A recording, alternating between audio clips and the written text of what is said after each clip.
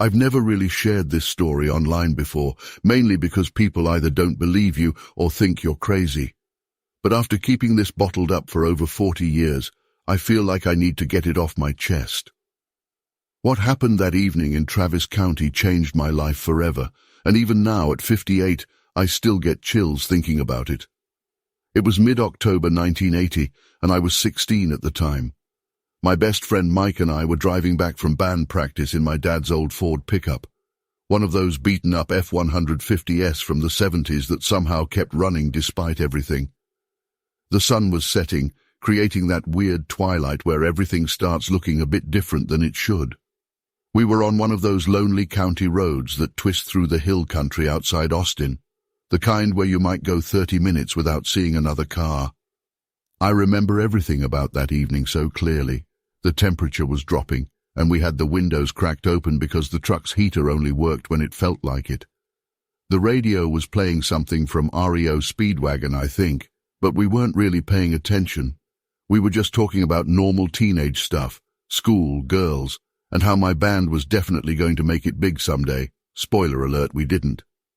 The road ahead was pretty straight for about a quarter mile before it curved around a thick cluster of cedar trees. We were doing maybe 45 miles per hour, nothing crazy.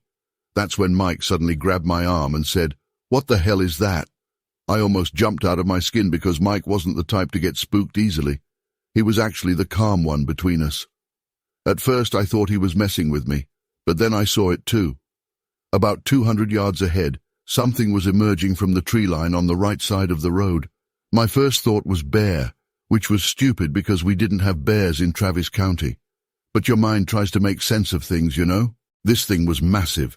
I'm talking at least 7 feet tall, maybe more, and it wasn't walking on 4 legs like a bear would. I instinctively took my foot off the gas, and the truck started slowing down. The figure was moving with purpose, taking these long strides across the road.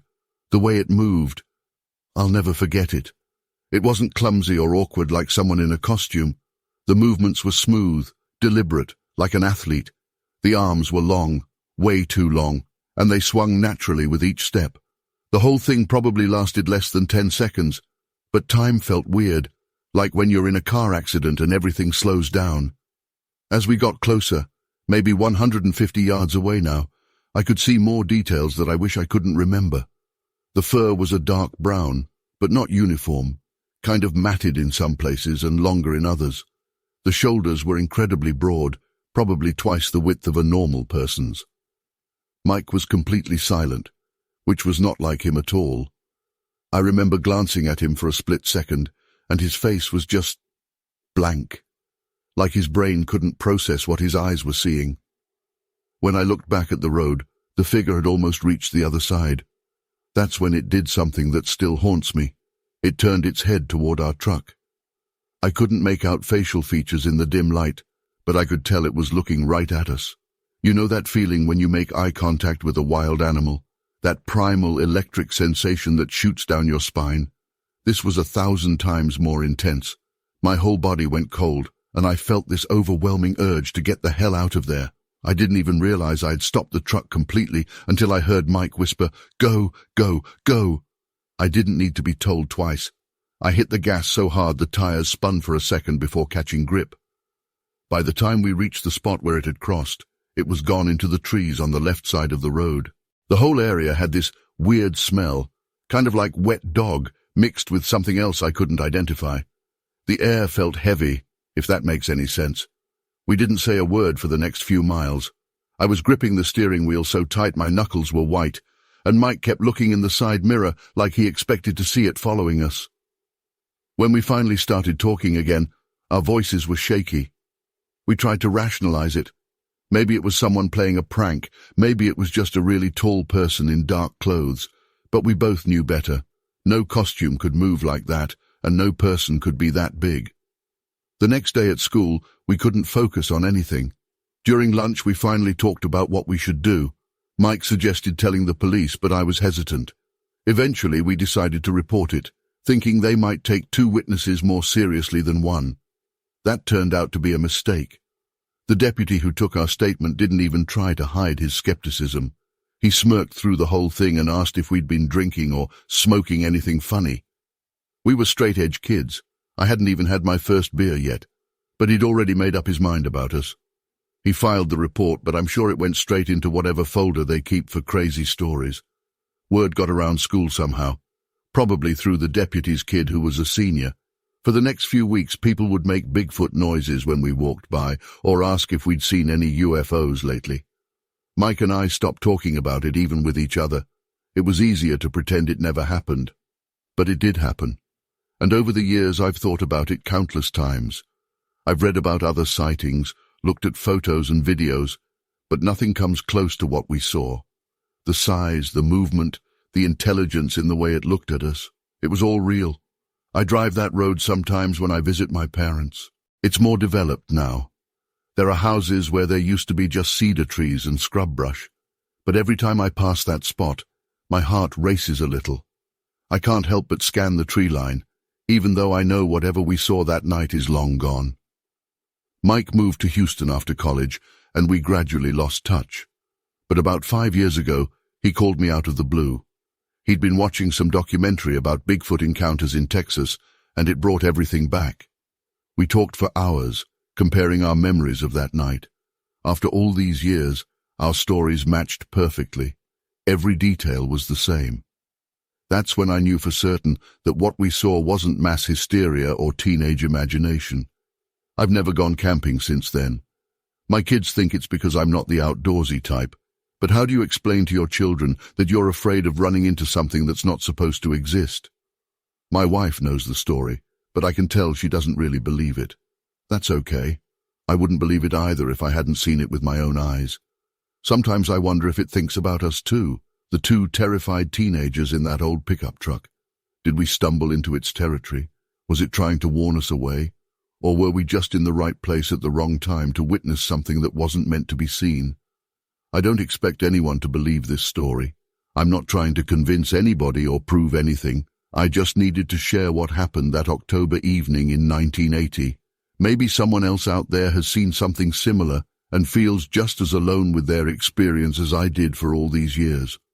All I know is that there are things in this world that we can't explain, and sometimes they cross our path when we least expect it. That night changed how I see the world. It's not that I became obsessed with cryptozoology or started seeing Bigfoot everywhere. It's more that I realized our neat, orderly understanding of reality might not be as complete as we think. There are blank spaces on the map, even in places we think we know well. Sometimes, if we're lucky, or unlucky, we get a glimpse of what lives in those spaces. I still have questions that will probably never be answered. Where did it come from? Where did it go? Are there more of them out there? But maybe some mysteries aren't meant to be solved. Maybe it's enough to know that they exist, even if we can't prove it to anyone else.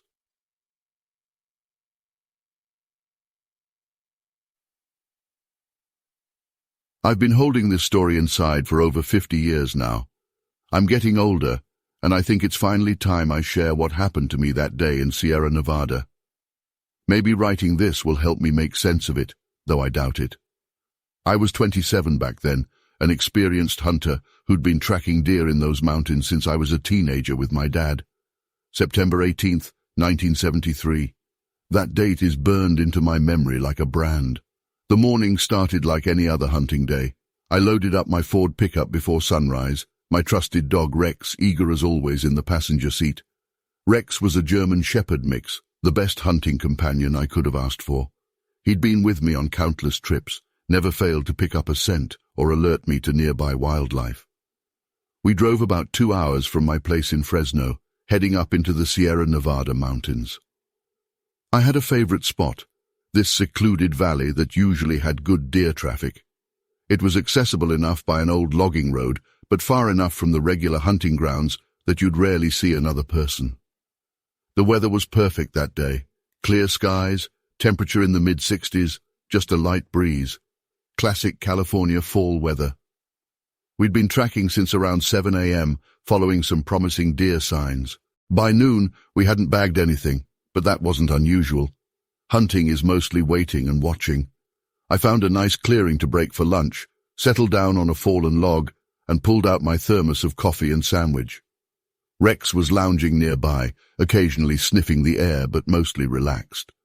My Remington 700 was propped against the log beside me, loaded but safety on, standard procedure. That's when everything changed. I noticed Rex's ears perk up first. His head lifted and he started sniffing more intensely. I'd seen this behavior before when he caught a deer's scent, but something was different. He wasn't excited like he usually got when tracking game. He seemed tense. His hackles started rising, and he let out this low growl I'd never heard from him before. I put down my sandwich and grabbed my rifle, more out of habit than actual concern at that point. I figured maybe there was a bear in the area. Not common, but not unheard of either. Rex stood up, still growling, his eyes fixed on something in the tree line about 60 yards away. I followed his gaze but didn't see anything at first. Then the smell hit me. It's hard to describe, like wet dog mixed with something rotten but also musky, not like any animal I'd encountered before. That's when I saw movement in the trees. At first I thought it was just shadows playing tricks on my eyes, but then... God, even now my hands shake thinking about it. This figure stepped partially out from behind a large pine tree. It was tall, way taller than any man I've ever seen, 7, maybe 8 feet. It was covered in dark brown hair, but not like a bear's fur. More uniform, I guess, like a thick coat all over its body. But it's the way it moved that really got to me. It was so fluid, so deliberate. Bears are graceful in their own way, but this thing moved almost like a person, just bigger. Rex was really going crazy now, barking and snarling, but he wouldn't move forward. He's chased bears before, but he stayed right by my side this time. I raised my rifle, looking through the scope to get a better view, and that's when I saw its face. Those eyes. They weren't animal eyes. They were large, dark, and intelligent. That's the only word I can think of. They were set in a face that was both ape-like and disturbingly human. The creature was partially obscured by branches, but I could see it was watching us intently. My hands were trembling so bad I could barely keep the scope steady. I've faced down angry bears, mountain lions, even got caught in a bad storm once that nearly killed me, but I've never felt fear like that. It wasn't just that this thing was big and potentially dangerous. It was the overwhelming sense that I was looking at something that shouldn't exist, something that challenged everything I thought I knew about the world. The creature took a step forward, and I completely lost my cool. I fired a warning shot into the air, pure instinct, I guess. The sound echoed through the valley, and for a split second, everything went dead silent. Then the creature made this sound, not quite a roar, not quite a scream, but something in between. It was loud enough that I felt it in my chest, and it set off every alarm bell in my primitive brain. I didn't even think. I just ran. Rex was right beside me as we crashed through the undergrowth, heading back toward the logging road where I'd parked my truck. I dropped my thermos, left my backpack, didn't care about anything except getting out of there. I could hear movement behind us, breaking branches, heavy footfalls, but I didn't look back, not once. We reached the truck in record time. My hands were shaking so bad I could barely get the key in the ignition. As I was starting the engine, I heard that sound again, that horrible scream roar, but more distant this time. I threw the truck into gear and got out of there as fast as that old logging road would allow. It wasn't until I was back on the main highway that I finally started to calm down enough to process what had happened. Rex was still agitated, whining and looking out the windows. I drove straight home, called in sick to work the next day, and didn't leave the house. It took me 3 days to work up the courage to go back for my backpack, and I brought 2 other hunters with me. We found the clearing easily enough. My thermos and backpack were still there, undisturbed. But the ground around the pine tree where I'd seen the creature was torn up, with weird footprints I couldn't identify scattered around. I never went back to that specific spot again. I still hunt, but never alone, and never in that part of Sierra Nevada. Rex wouldn't go near that area either. He'd get agitated every time we got close to that turnoff on the highway. He passed away in 1982, and I've had other hunting dogs since, but none ever reacted to anything the way Rex did that day. I've read about other Bigfoot sightings over the years, seen the Patterson-Gimlin film, heard all the theories. Some sound crazy, some sound plausible.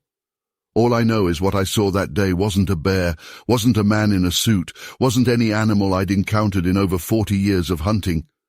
I saw something that shouldn't exist, something that makes me question everything I thought I knew about what's out there in our forests. I'm 77 now, and I've never told this story publicly before. My wife knows, and a couple of close hunting buddies, but that's it. I'm not looking to convince anyone or prove anything.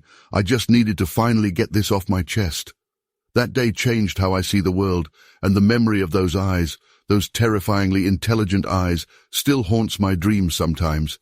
Sometimes I wonder if it's still out there, in those mountains. Part of me hopes it is, that there are still mysteries left in this world we can't explain. But a bigger part of me hopes I never have to face something like that again. Some things in this world aren't meant to be understood, I guess. They're just meant to remind us that we don't know everything we think we do. I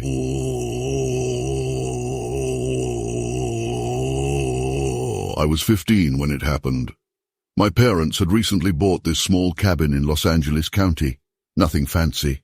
Just a simple 2-bedroom place where we could spend weekends away from the city.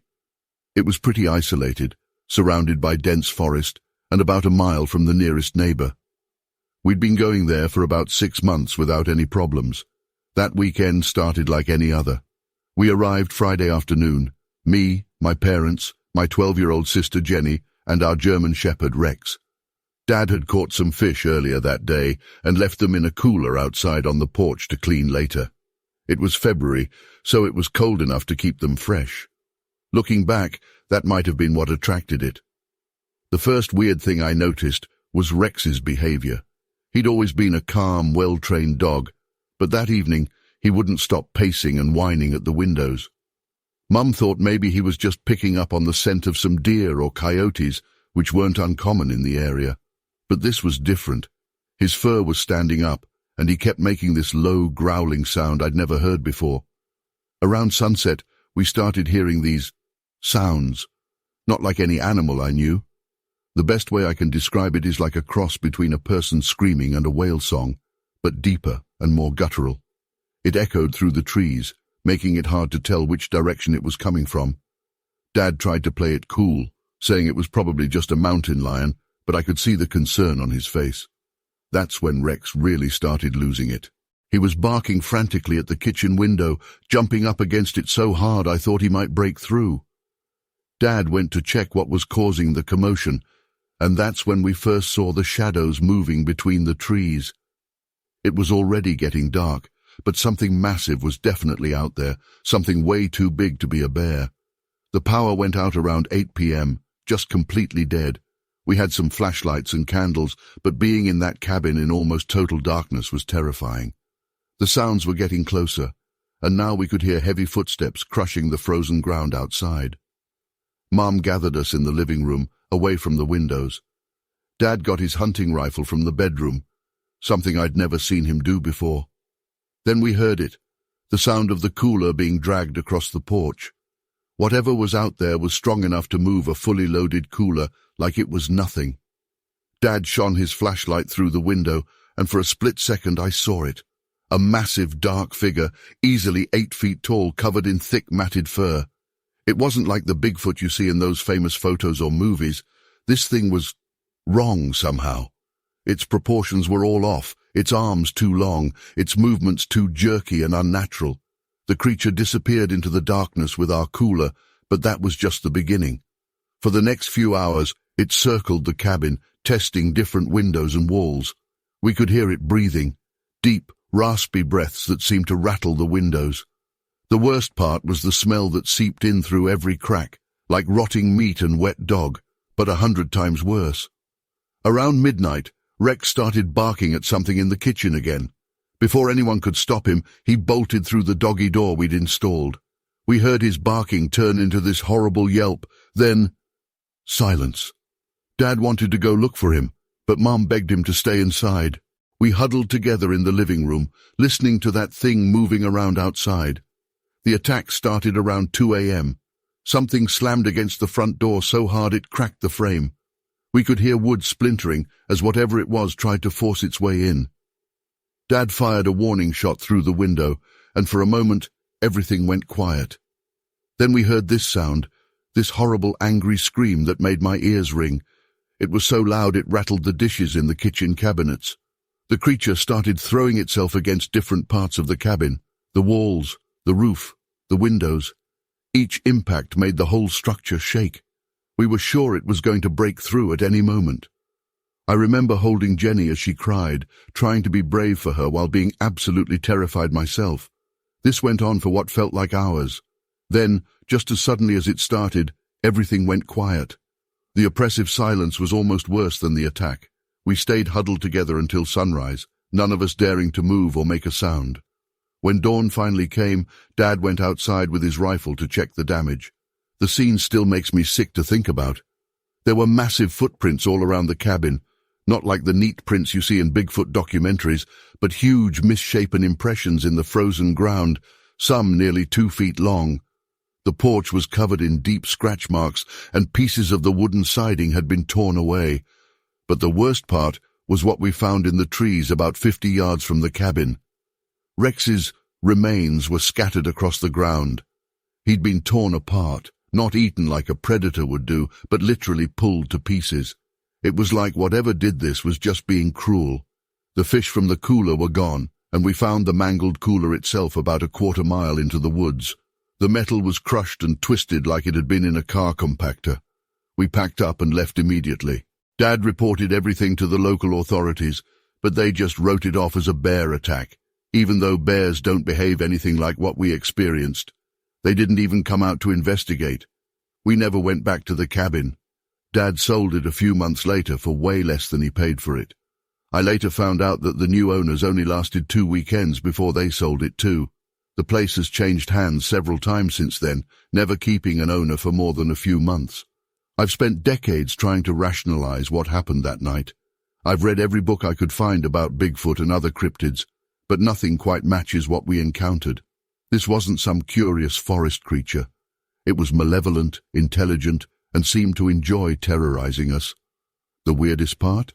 About a week after it happened, all the physical evidence disappeared. The footprints, the scratch marks on the cabin, even the damage to the trees where we found Rex. All of it was just gone, like it never happened. The only proof I have is my memory and the lasting trauma that still gives me nightmares. I still can't go camping or spend time in remote areas. The sound of trees creaking in the wind is enough to send me into a panic attack. Sometimes, when I'm alone at night, I swear I can still smell that awful, rotting odor. I don't expect anyone to believe this story, but I needed to share it. Whatever that thing was, it wasn't just a normal animal, and it wasn't the friendly forest giant that people like to imagine Bigfoot as. It was something else entirely, something that shouldn't exist in our world. To this day, I occasionally check the news for similar incidents in that area, but I've never found anything quite like what we experienced. Maybe we were lucky. Maybe whatever it was moved on to somewhere else. Or maybe it's still out there, waiting for the next family to make the mistake of thinking they're alone in the woods.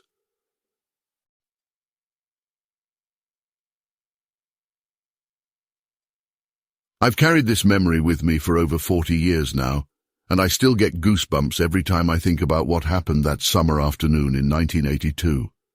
I was 11 years old, staying at my grandparents' lake house in Trinity County, Texas, like I did every summer.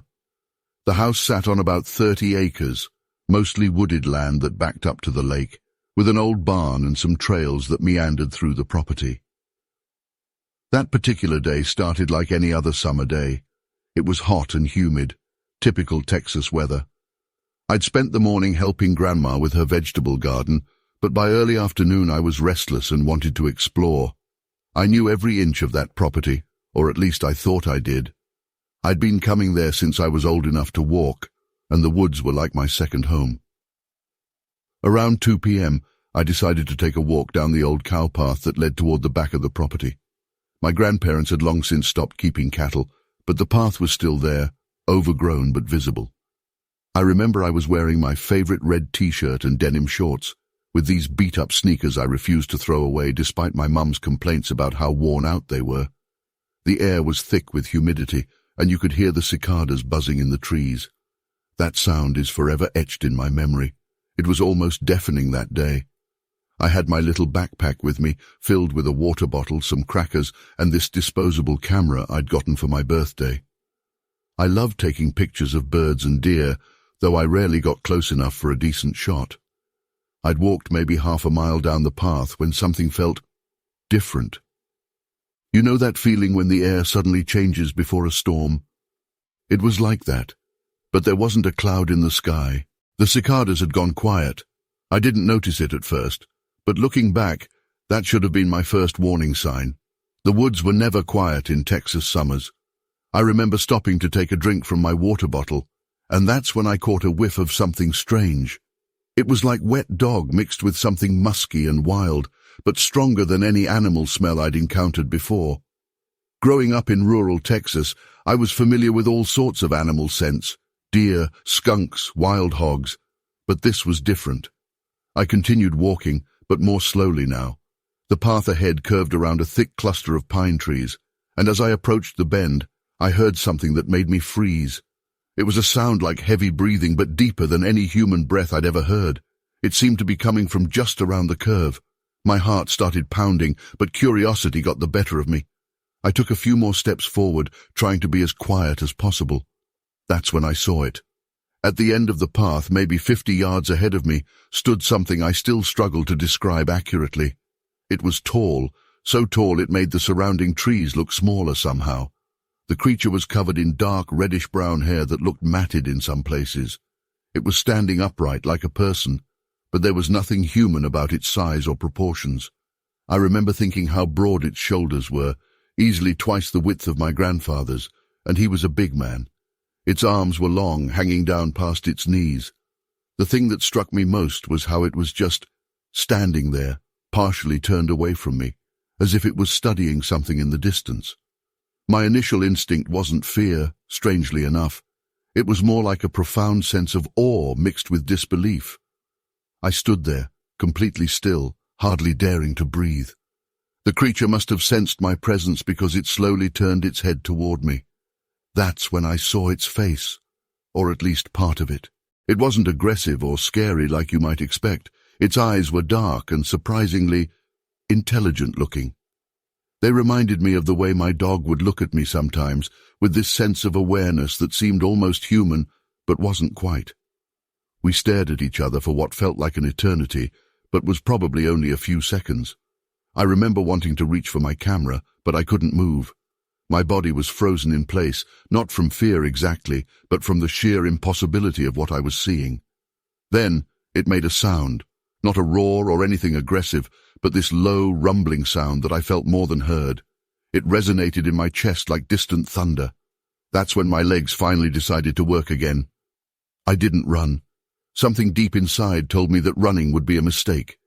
Instead, I started backing away slowly, keeping my eyes on the creature. It didn't move toward me or show any sign of aggression. If anything, it seemed as curious about me as I was about it. As I backed away, I noticed more details that have stayed with me all these years. The way its hair moved in the slight breeze, how its muscles shifted under all that fur as it turned to keep watching me. The way it seemed to be deliberately staying still, maybe to avoid frightening me. When I'd backed up about 20 yards, I felt confident enough to turn around and walk, not run, back toward the barn. The whole way back, I could feel its presence behind me, not threatening, but aware. I kept wanting to look back, but I forced myself to keep walking steadily forward. The walk back to the barn felt like it took hours, though it couldn't have been more than 15 minutes. I could still smell that peculiar musky odor growing fainter as I got closer to home. When I finally reached the barn, I allowed myself to look back down the path. There was nothing there, but the woods seemed different somehow, like they were holding onto a secret. I didn't tell my grandparents what I'd seen that day. I didn't tell anyone for years, actually. Who would believe an 11-year-old girl who claimed to have seen a giant hairy creature in the woods? But I knew what I'd seen was real. It wasn't until years later, when I started reading about Native American legends and other Bigfoot encounters, that I began to understand what had happened that day. The descriptions others gave, the height, the reddish-brown hair, the intelligent eyes, that distinctive smell, they all matched what I'd experienced. Looking back now, I realize how lucky I was. Not just to have seen something so extraordinary, but to have had an encounter that was peaceful, almost gentle. The creature I saw wasn't the scary monster from horror movies, it was something else entirely, Something wild and unknown, yes, but also something that showed a kind of intelligence and restraint that I still find remarkable. I've never gone public with this story before now. For 4 decades I've kept it mostly to myself, sharing it only with my closest family members. But I'm older now, and I realize the importance of sharing these experiences, even if some people might not believe them. I've been back to those woods many times over the years, though my grandparents sold the property in the late 1990s. I've never seen the creature again, but sometimes, when I'm out there, I'll catch that familiar musky scent on the breeze, or the woods will go suddenly quiet, and I'll wonder if it's still out there, still watching with those intelligent eyes. That day changed how I see the world. It taught me that there are things out there we don't understand, things that don't fit into our neat categories and scientific explanations. But most importantly, it taught me that sometimes the unknown isn't something to fear. Sometimes it's something to wonder at. The experience has left me with questions I'll probably never have answers to. Where did it come from? Where did it go? Are there more of them out there? But maybe some things aren't meant to be fully understood. Maybe sometimes just knowing something exists is enough. I still dream about it sometimes, standing there at the bend in that old cow path, those dark eyes meeting mine across the distance. In my dreams, just like in reality, there's no fear, just that same sense of wonder and connection with something wild and mysterious. It's a memory I'll carry with me for the rest of my life, as vivid and real as the day it happened.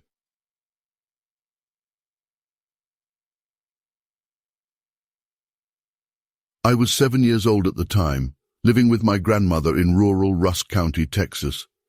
Our house sat at the edge of the piney woods, about 15 miles outside of Henderson. It wasn't much, just a simple ranch-style home with a screened-in front porch, but it was surrounded by dense pine forest that seemed to stretch on forever. That summer was particularly hot, even by Texas standards. Most days I stayed inside playing with my toys in the living room while my grandmother watched her soap operas or worked on her crossword puzzles. We didn't have air conditioning, just a couple of box fans that hummed constantly, pushing the humid air around. It happened on a Wednesday afternoon in late July. I remember it was a Wednesday because that was when my grandmother always made her famous chicken and dumplings, and the smell was filling the whole house. I was sprawled out on the living room floor with my collection of Star Wars figures, staging an epic battle between Luke Skywalker and Darth Vader. The front door was directly across from where I was playing, maybe 15 feet away. We always kept the wooden door open during the day for airflow, with just the screen door closed to keep the bugs out. I was completely absorbed in my game when I got that weird feeling. You know the one, where you suddenly feel like you're being watched? It was like a prickle on the back of my neck. When I looked up toward the front door, I froze. There, peering through the screen door, was something I'd never seen before and haven't seen since. It was about 4 feet tall, covered in dark reddish-brown fur that looked matted in some places. The face was what struck me most. It wasn't scary like you might think. It had these deep-set eyes that looked almost golden in the afternoon light, and they were fixed right on me. The face was kind of flat, with a broad nose, and reminded me a bit of the pictures I'd seen of baby gorillas in my school books, but different somehow. More human-like, I guess you could say. Here's the strangest part. I wasn't scared, not even a little bit. The creature had this gentle, almost childlike curiosity in its expression. It was watching me play with my toys, like a kid might watch another kid at a playground. Its hands, or paws, I'm not sure what to call them, were resting against the screen, but not pressing or trying to get in. They were smaller than an adult human's hands, but bigger than mine. I remember sitting up slowly, still holding Luke Skywalker in my hand. The creature didn't move or run away. It just kept watching me with those intelligent eyes. Time seemed to stop for what felt like forever, but was probably only a minute or two. I wasn't sure if I should move or speak. I just stared back, completely fascinated. Finally, I found my voice and called out, "Grandma, come here, quick!" I didn't take my eyes off the creature as I shouted. The moment my grandmother's footsteps started coming from the kitchen, the creature's ears twitched. Yes, it had visible ears, kind of like a chimp's but a bit smaller, and in one fluid motion it dropped down and disappeared from view. My grandmother came rushing in, probably expecting I'd hurt myself or something. "What is it, baby?" she asked, wiping her hands on her apron. I jumped up and ran to the screen door, pressing my face against it to look out, but whatever I'd seen was gone. There weren't even footprints in the dusty wooden boards of the porch. "There was something at the door, Grandma. It was watching me." I tried to explain what I'd seen, but even then I struggled to find the right words. How do you describe something that doesn't look quite like anything you've ever seen before? My grandmother, bless her heart, didn't dismiss me outright like most adults would have. She listened patiently as I described the creature, then walked out onto the porch to look around. "Well, sugar," she said after a few minutes, "sometimes the woods hold mysteries we can't explain. Your grandpa used to tell stories about strange things he'd seen out hunting." She trailed off, looking thoughtfully into the trees. That night, I did something that probably seems crazy now. I left one of my favorite toys, a worn plastic Chewbacca figure, on the porch. I put it right by the screen door before going to bed. Something about those eyes made me think that whatever I'd seen was young, maybe even close to my age, if you can even measure such a thing's age that way. I thought maybe it was lonely and wanted to play. The next morning, the Chewbacca figure was gone. We searched the porch and the yard but never found it. My grandmother suggested a raccoon might have taken it, but raccoons had never bothered any of our other stuff on the porch before. Besides, I'd seen raccoons plenty of times. This was definitely not a raccoon. Over the next few weeks, I spent a lot of time watching that screen door, hoping to see the creature again. I even left out a few more toys, but none of them disappeared like the first one. Whatever had visited me that day never came back, at least not when I could see it. It wasn't until years later, when I was in high school and started reading about Bigfoot sightings, that things clicked into place. Most reports described much larger creatures, 7 or 8 feet tall, but there were occasional mentions of smaller ones, presumably juveniles. The descriptions of the face, the fur, the general build, they all matched what I'd seen that summer day. I've spent countless hours since then trying to rationalize what happened. Could it have been some kind of escaped exotic pet, a bear cub standing on its hind legs, but nothing quite fits? The face was too expressive, too intelligent. The movements were too deliberate, and those eyes, I've never seen anything like them in any other animal. Looking back now, I think what I encountered was a young Bigfoot, probably as curious about human children as I was about, well, everything at that age. The fact that it showed no aggression, that it seemed more interested in my toys than anything else, makes me think it was just a kid itself, in its own way. I still think about that Chewbacca figure sometimes. I like to imagine it ended up in some den deep in the piney woods, maybe bringing the same joy to that creature that it had brought to me. It's a comforting thought, even if it sounds ridiculous to most people. My grandmother passed away in '95, and the house was sold shortly after. I drove by there a few years ago. The new owners had torn down the old screen door and put up a modern storm door instead. The woods have been partially cleared for some new houses, though there's still plenty of forest behind the property. I wonder if whatever I saw that day is still out there somewhere, now fully grown, maybe with young ones of its own. I've never seen anything like it again, despite spending plenty of time outdoors over the years. But that one encounter was enough to convince me that there are things in this world we don't understand, things that defy our neat categories and scientific explanations.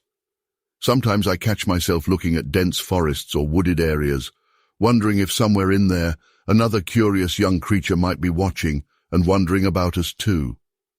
The rational part of my brain sometimes tries to dismiss it as an overactive childhood imagination, but then I remember those eyes, that intelligent, gentle expression, and the missing Chewbacca figure. Some things you just know in your gut, even if you can't prove them to anyone else. Whatever I saw that day was real, and it changed how I see the world forever. I still have all my other Star Wars figures from back then, carefully preserved in a box in my closet. Sometimes I take them out and look at them, remembering that hot Texas afternoon when something extraordinary peeked through our screen door. The empty space where that Chewbacca figure should be serves as a tangible reminder that not all mysteries need to be solved to be real.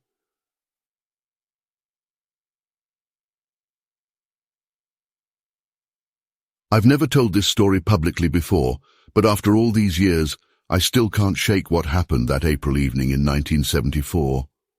My best friend Sarah and I were 19, young and carefree, attending community college in Santa Cruz. Like many California kids back then, we spent most of our weekends exploring the coast, usually finding some secluded spot to camp under the stars. That particular weekend, we'd driven down to Monterey County in my beat-up Volkswagen Beetle. We'd heard about this beautiful stretch of coastline from some classmates, a hidden gem where the mountains practically met the ocean. It was the kind of place you had to know about to find, no proper campgrounds or facilities, just pure wilderness. The spot was perfect, a small clearing about a quarter-mile from the beach, sheltered by towering cypress trees with a view of both the ocean and the mountains. We arrived around 2 p.m. and spent the afternoon setting up our simple camp. Just a small tent, our sleeping bags, and a cooler full of sandwiches and sodas. The weather was unusually warm for April, and there wasn't another soul in sight. It felt like we had the whole coast to ourselves. As the sun started to set, Sarah suggested we hike up one of the smaller mountains to watch the sunset. We grabbed our jackets, because even in California, spring evenings got chilly, and started walking toward the base of the nearest slope. It wasn't a marked trail. We were just following what looked like a natural path through the brush. The climb was steeper than we expected, but we were young and determined. About halfway up, we stopped to catch our breath. That's when I first felt something was off. You know that feeling when the air suddenly gets heavy, like the atmosphere itself is trying to tell you something's wrong? The birds had gone quiet, not gradually, but all at once. Sarah must have felt it too, because she grabbed my arm without saying a word. We stood there for a moment, just listening to our own breathing and the distant sound of waves. Then we heard it, a sound I still can't properly describe. It was like branches breaking, but too rhythmic to be natural, too heavy to be a deer or anything else we were used to encountering. It was coming from further up the mountain, around a bend where the slope got even steeper. That's when we saw it. Against the backdrop of the darkening sky, this massive figure appeared at the top of the ridge. At first my brain tried to make sense of it. Maybe it was a bear standing up. But no bear moves like that. This thing was walking on 2 legs, descending the steep mountainside with an unnatural ease. It was huge. I'm talking at least 8 feet tall, and covered in what looked like dark matted fur. The scariest part wasn't its size, though. It was how it moved. The slope there was nearly vertical, the kind of terrain where you'd need climbing gear, or at least need to carefully pick your way down. But this thing was practically running down it, each step precise and deliberate, like it knew exactly where to place its feet. Its arms, God, its arms were so long, would occasionally reach out to grab a tree or rock for balance, but it never once stumbled or slowed down. I remember thinking, this isn't possible. The human brain isn't wired to process something that big, moving that fast on terrain that dangerous. It defied everything I knew about physics and biology. The creature covered in seconds what had taken us 20 minutes to climb. Sarah screamed. I wish I could say I was braver, but I screamed too. We turned and ran, stumbling down the path we'd come up. I fell twice, ripping my jeans and scraping my hands raw on the rocks. Sarah helped me up both times, practically dragging me along. The entire time, I kept expecting to feel something grab me from behind. The sound of our own panicked breathing and running feet made it impossible to tell if it was following us. We didn't stop running until we reached our campsite. I doubled over, gasping for air, my lungs burning. Sarah was already throwing our stuff into the car. We have to go, she kept saying, over and over. We have to go right now. But I couldn't move. I was frozen, staring back at the mountain. The sun had almost set now, casting long shadows across the landscape. And there, standing at the tree line about 200 yards from our camp, was the figure. It was just watching us. Even at that distance, I could tell it was massive. Its outline was clear against the trees, broad shoulders, long arms, that distinctive head that seemed to sit directly on its shoulders with barely any neck. The weird thing is, I wasn't afraid in that moment. Don't get me wrong, I was terrified of what it could do to us. But looking at it, I felt this overwhelming sense of intelligence. This wasn't some mindless animal. Whatever this thing was, it was thinking, observing, making decisions. That's what scared me most of all. We stood there in this bizarre standoff for what felt like hours, but was probably only a minute or two. Then it simply turned, and walked into the forest. Not running, not trying to hide, just calmly walked away like someone ending a conversation. Sarah was already in the car, engine running. I grabbed the last of our stuff, leaving the tent behind, and jumped in. We drove the whole way back to Santa Cruz in silence, both of us too shocked to speak. When we finally got back to our dorm, we tried to talk about what we'd seen, but the words felt inadequate. How do you describe something that shouldn't exist? The next day we tried to convince ourselves it was a bear or maybe some weird trick of the light and shadows, but we both knew what we'd seen, the way it moved, the intelligence in its behavior. No animal moves like that. No human moves like that either. We never went camping again after that. Sarah transferred to UC Berkeley the next semester, and we gradually lost touch. I've thought about reaching out to her over the years, to talk about what happened, but what would be the point? We both know what we saw, even if we can't explain it. I've spent decades trying to rationalize that evening. I've read every article and scientific paper I could find about known species in that area. I've looked at countless photos and videos of supposed Bigfoot sightings, trying to find something that matches what we saw. Nothing comes close to capturing the fluid, almost graceful way it moved on that impossible terrain. Sometimes, late at night, I still think about how it just stood there watching us. It could have easily caught us during our panicked run down the mountain. It could have reached our campsite before we got to the car. But it didn't. It just observed us, like we were the curiosity, not it. I'm 69 years old now, and I've never seen anything like it again. I've never gone back to that spot. I'm not even sure I could find it now. But every time I see those mountains from the highway, I wonder if it's still out there, moving through terrain no human could navigate, watching and thinking thoughts we couldn't begin to understand. I don't expect anyone to believe this story.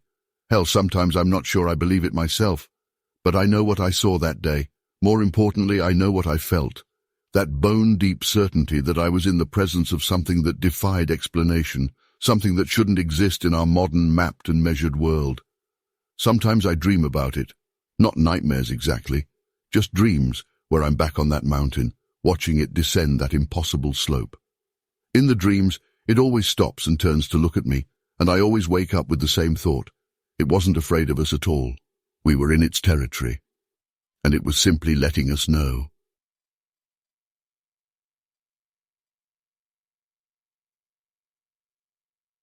It was early August, one of those suffocating Texas summer days where the humidity makes the air feel like soup. School was starting in a couple of weeks, and I was trying to squeeze every last drop out of my summer freedom. My parents both worked at the paper mill, so I had most days to myself. Back then, kids could just take off on their bikes without anyone freaking out. I had this beat-up Schwinn that I'd gotten for Christmas the year before. That bike was my ticket to freedom, and I knew every trail and back road within a 5-mile radius of our house. We lived about a mile from the Trinity River, and despite my mum's warnings about staying away from the water, I spent most of my summer days exploring the woods around there. That particular day, I'd packed a couple of PB&J sandwiches and filled up my canteen, planning to check out this new trail I'd discovered a few days earlier. It branched off from the main dirt road that ran parallel to the river, cutting through a dense section of pine and oak trees. The trail wasn't really maintained, probably just an old logging path or something the local hunters used during deer season. I'd been riding for maybe 45 minutes, taking it slow because the trail was pretty rough. The woods were thick on both sides, and the tree canopy made it darker than usual. It was around 2 p.m., but it felt more like dusk under those trees. The humidity was making my t-shirt stick to my back, and the only sounds were my bike tires crunching over dead leaves and the occasional bird call. That's when things started feeling different. You know that feeling when you're alone, but suddenly you're sure someone's watching you? It was like that, but 100 times stronger. The hair on the back of my neck stood up, and my stomach did this weird flip. At first I tried to shake it off. I was always in these woods, and I'd never felt scared before. But then I heard it. About 20 feet to my right, there was this sound of branches moving. Not like when the wind blows through them, but like something big was pushing through. I slowed down my bike, and that's when the smell hit me. It's hard to describe, but imagine a mix of wet dog, rotting leaves, and something musky, kind of like when you walk past the monkey enclosure at the zoo, but stronger. My heart was pounding so hard I could hear it in my ears. I wanted to pedal faster and get out of there, but something made me turn and look. Through gaps in the vegetation, I caught glimpses of something moving parallel to my path. It was tall, way taller than any person I'd ever seen. The color was what struck me most, a reddish-brown, like rust-colored fur. It wasn't running, just kind of walking alongside me, pushing through the brush like it was nothing. Here's the weird thing. I wasn't exactly scared. I mean, I was freaked out, yeah, but not in a run-for-your-life kind of way. It felt more like awe. The creature moved with this strange grace despite its size. Through the gaps in the trees, I could see muscles rippling under that fur as it pushed branches aside like they were made of paper. I'd slowed down to almost a complete stop at this point, and so did whatever was keeping pace with me. For a brief moment, there was this clearing in the vegetation, and I got a clear look. The creature had to be at least 8 feet tall, maybe taller. Its shoulders were massive, probably twice as wide as my dad's, and he was a big guy. The fur wasn't matted or scraggly like you might expect. It looked almost groomed, especially around what I could see of its face. That face. I only saw it for a split second, but it's burned into my memory. It wasn't aggressive or scary like you see in movies. The eyes were dark and intelligent. That's the only word I can think of. They weren't animal eyes, but they weren't human either. There was something in that gaze that made me feel like I was being studied just as much as I was studying it. The whole encounter probably lasted less than a minute, but time felt weird, stretched out. Then, without any warning, the creature just turned and moved deeper into the woods. The branches swayed for a few seconds, and then everything was still again. But that smell lingered, that distinct, musky odor that made my nose tingle. I sat there on my bike for what felt like forever, just trying to process what had happened. My hands were shaking so bad I could barely hold the handlebars. Part of me wanted to follow it, to see where it went. But my survival instincts finally kicked in, and I turned that bike around and pedaled home faster than I ever had before. When I got home, I was drenched in sweat, and my legs felt like jelly. I ran straight to my room and stayed there until my parents got home. I didn't tell them what happened. Who would believe a 13-year-old kid claiming he saw Bigfoot? But I couldn't stop thinking about it.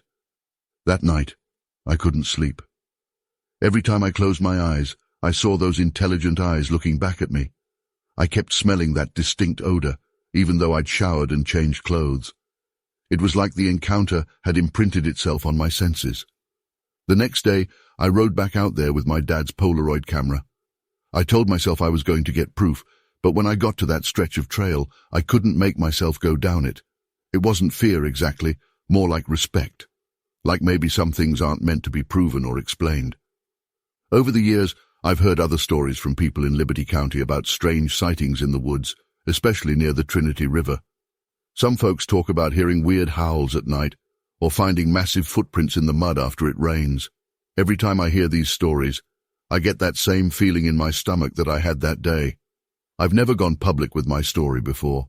Sure, I've told a few close friends over beers, but most people would probably think I was crazy or making it up for attention. But I know what I saw that day. More importantly, I know what I felt. That wasn't just some random animal in the woods. There was an intelligence there, a presence that felt ancient and aware. Sometimes I drive past those woods with my own kids now, and they ask me to tell them stories about when I was young. I've never told them about that day. I'm not sure I ever will. But every time we pass that old trail, I look into the trees and wonder if it's still out there, still watching, still walking those hidden paths through the woods. The experience changed me in ways I'm still trying to understand. It made me realize that maybe we don't know everything about our world, that there are still mysteries out there in the dark spaces between the trees. I don't need anyone to believe my story. I know what I saw that August afternoon in 1983. Some things you just know deep in your gut, and no amount of skepticism or rational explanation can shake that certainty. That's my story. It's not dramatic or action-packed like you see in movies or TV shows. It was just a brief moment when my ordinary teenage world collided with something extraordinary. But it was real as the keyboard I'm typing on right now, as real as the goosebumps I still get every time I think about those eyes looking back at me through the trees.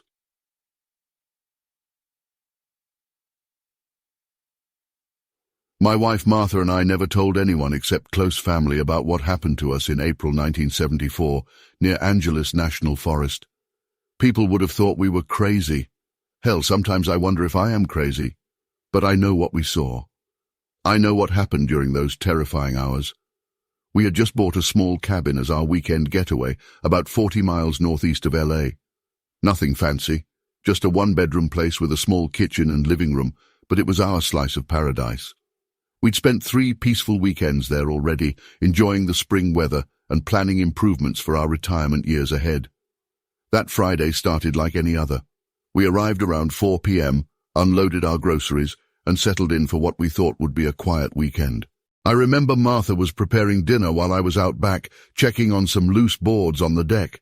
That's when I first noticed something was off. There was this smell, not like a dead animal or anything I'd encountered before. It was this powerful, musty odor, like wet dog mixed with something rotten. I actually checked under the deck, thinking maybe a skunk had died there. The sun was starting to set when Martha called me in for dinner.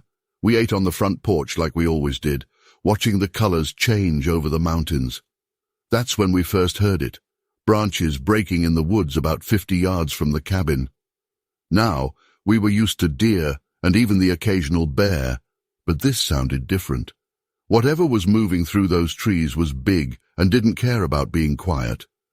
Martha squeezed my hand and whispered, "John, maybe we should head inside." I nodded, trying to act calm for her sake, but something in my gut was screaming that this wasn't normal wildlife. We quickly gathered our plates and went inside, locking the door behind us. Around 8:30 p.m. the temperature had dropped, and we were sitting in the living room reading when we heard heavy footsteps on the gravel path that led to our water pump about 30 yards from the cabin. The pump was connected to a natural spring, one of the selling points of the property. Martha muted the small TV we had brought up that weekend, and we both sat perfectly still. The footsteps were slow, deliberate. Then we heard something that made my blood run cold. It sounded like multiple sets of feet, and they weren't trying to be stealthy anymore. There was splashing at the pump, and through the window I could make out large, dark shapes moving around our water source. I grabbed my flashlight, one of those heavy-duty ones that could really illuminate a good distance. Martha begged me not to, but I had to know what was out there. I crept to the window and pointed the beam toward the pump. What I saw in that moment has haunted me for 5 decades. There were 3 of them. The closest one was crouched by the pump, and when my light hit it, it slowly turned its head toward us. The eyes, God, those eyes, reflected back red, like a deer's but much larger, and with an intelligence that made my skin crawl. The face was almost human, but wrong in ways I still struggle to describe. The nose was flat against its face, and its eyes were set deep under a prominent brow ridge. The whole thing was covered in matted, dirty-looking hair, but it was the way it moved that really got to me. When my light hit it, it didn't bolt like an animal would. It stood up, slowly, deliberately, on 2 legs. It had to be at least 7 feet tall. Its arms were long, too long, hanging down past its knees. The other 2 figures stood up as well, and I could see they were slightly smaller but similar in appearance. Martha screamed, and I dropped the flashlight. By the time I picked it up again, they had moved back toward the tree line, but they didn't leave. We could see their eyes reflecting in the darkness, watching us, just watching. That's when the rocks started hitting the roof. At first it was just 1 or 2, could have been anything. But then it became clear this was deliberate. They were throwing stones at our cabin, some of them the size of softballs. One hit a window, cracking it. Martha was crying by this point, and I was trying to figure out what the hell to do. We couldn't make a run for the car. They were between us and our only way out. The assault continued for what felt like hours. Sometimes it would stop for 15, 20 minutes, and we'd think maybe they'd left, but then it would start again. The worst part was hearing them move around the cabin, their heavy footsteps in the gravel, and this deep, throaty sound they would make. Not quite a growl, not quite speech, but something in between. Around midnight, I heard something on the deck. Moving as quietly as I could, I peeked through the curtains. One of them was right there, not 3 feet from the window, examining our cooler we'd left outside. In the dim light from our living room, I could see its hands. Massive things with long fingers, definitely not paw-like at all. It picked up the cooler with one hand like it weighed nothing and started examining it, turning it over. That's when I noticed its feet. 3-toed, massive things leaving clear impressions in the wooden deck. The toes were long, almost finger-like, and I could see muscles flexing as it shifted its weight. This wasn't someone in a suit. This was something else entirely. Martha and I huddled in the bedroom away from the windows. We could hear them moving things around on the deck, and occasionally one would bang on the walls, not like they were trying to break in, more like they were testing the structure. The smell was overwhelming now, seeping in through every crack. Around 3 a.m. something changed. They started making these high-pitched sounds to each other, almost like they were communicating. Then, as suddenly as it had begun, the activity stopped. We heard heavy footsteps moving away from the cabin, branches breaking in the distance, and then... nothing. We didn't sleep. We sat there holding each other, jumping at every little sound until the sun came up. When we finally got the courage to go outside, what we found confirmed we hadn't imagined it all. The deck was covered in those 3-toed footprints. Our cooler was crushed and thrown into the bushes about 30 yards away. There were dozens of rocks on the roof, and that window was indeed cracked. But the most disturbing evidence was the pump area. The ground around it was torn up, and there were clear impressions where they had been crouching. I took photos of everything, but when we got them developed, they came out too blurry to make out any detail, just dark shapes and indistinct marks in the dirt. It's like they knew somehow, like they made sure to never be clearly captured. We sold the cabin 3 months later. We couldn't bring ourselves to go back after that night. The real estate agent thought we were crazy for selling so soon after buying, but we couldn't tell her the real reason. How do you explain something like that? I've spent years trying to rationalize what we experienced that night. I've read every book I could find about similar encounters, joined research groups, studied local histories. There are others out there who've seen them. Maybe not exactly the same, but similar enough. The 3-toed prints, the rock throwing, the red eyes, it all matches up with other accounts from the area. Sometimes I drive past that area on my way to visit my daughter in Northern California. I always slow down when I pass that turnoff, and I swear sometimes I catch that same musty smell on the breeze. I've never seen them again, but I know they're out there. And I know what we saw that night wasn't human, wasn't any known animal, but it was intelligent. They were intelligent. Martha passed away last year, and something she said near the end has stuck with me. She said we were lucky. They were just curious about us, testing us. She believed if they'd wanted to hurt us, they could have easily broken in. I think she was right. Whatever they weren't just mindless beasts. They were studying us as much as we were studying them. I'm 78 now, and I don't know how many years I have left. But I needed to share this story. Not for attention or fame. God knows I don't want any of that. I just need someone else to know what happened that night in April 1974. Maybe someone out there has seen them too. Maybe someone else knows what they are. All I know is that night changed everything I thought I knew about what exists in our world, and I've never felt completely safe in the woods since.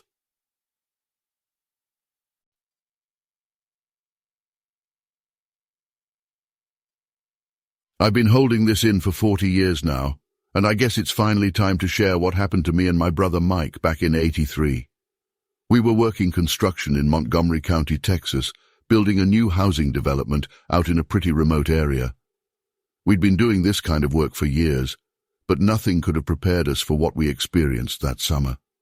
It was early June, and we'd been pulling long hours to meet our deadlines. The development was being built right up against this dense stretch of forest. You know, the kind where the trees grow so close together you can barely see 10 feet in. The kind of place that just feels wrong, somehow. But we needed the money, and the overtime pay was too good to pass up. That particular night, we were working late finishing up some foundation work. The sun had set about an hour earlier, and we had these big industrial lights set up around the site. It was probably around 9:30 p.m. when I first noticed something was off. There was this smell, not like anything I'd ever encountered before. The closest I can describe it is like rotting meat mixed with wet dog and something else I still can't put my finger on. It was so strong it made my eyes water. I remember looking over at Mike, who was operating the cement mixer about 30 yards away. He had this weird look on his face, and I knew he smelled it too. We'd grown up hunting with our dad, spent countless nights camping in the woods. But this was different. This smell. It felt deliberate, if that makes any sense. I walked over to Mike, trying to act casual, but my heart was already racing. "You smell that?" I asked him. He just nodded, his eyes scanning the tree line. That's when we heard it. This awful screeching sound that started low and built up to something that made the hair on the back of my neck stand up. It wasn't like a coyote or a bobcat. This was something else entirely. The sound seemed to be coming from multiple directions, like whatever was making it was moving around us. We shut off the cement mixer to listen better, and that's when things got really strange. In the shadows just beyond our work lights, we could see movement. Not like an animal darting between trees. These were massive dark shapes shifting in the darkness. I remember Mike grabbing my arm and pointing toward the eastern edge of the site. There, partially illuminated by one of our floodlights, was this figure. I say figure because calling it an animal doesn't feel right.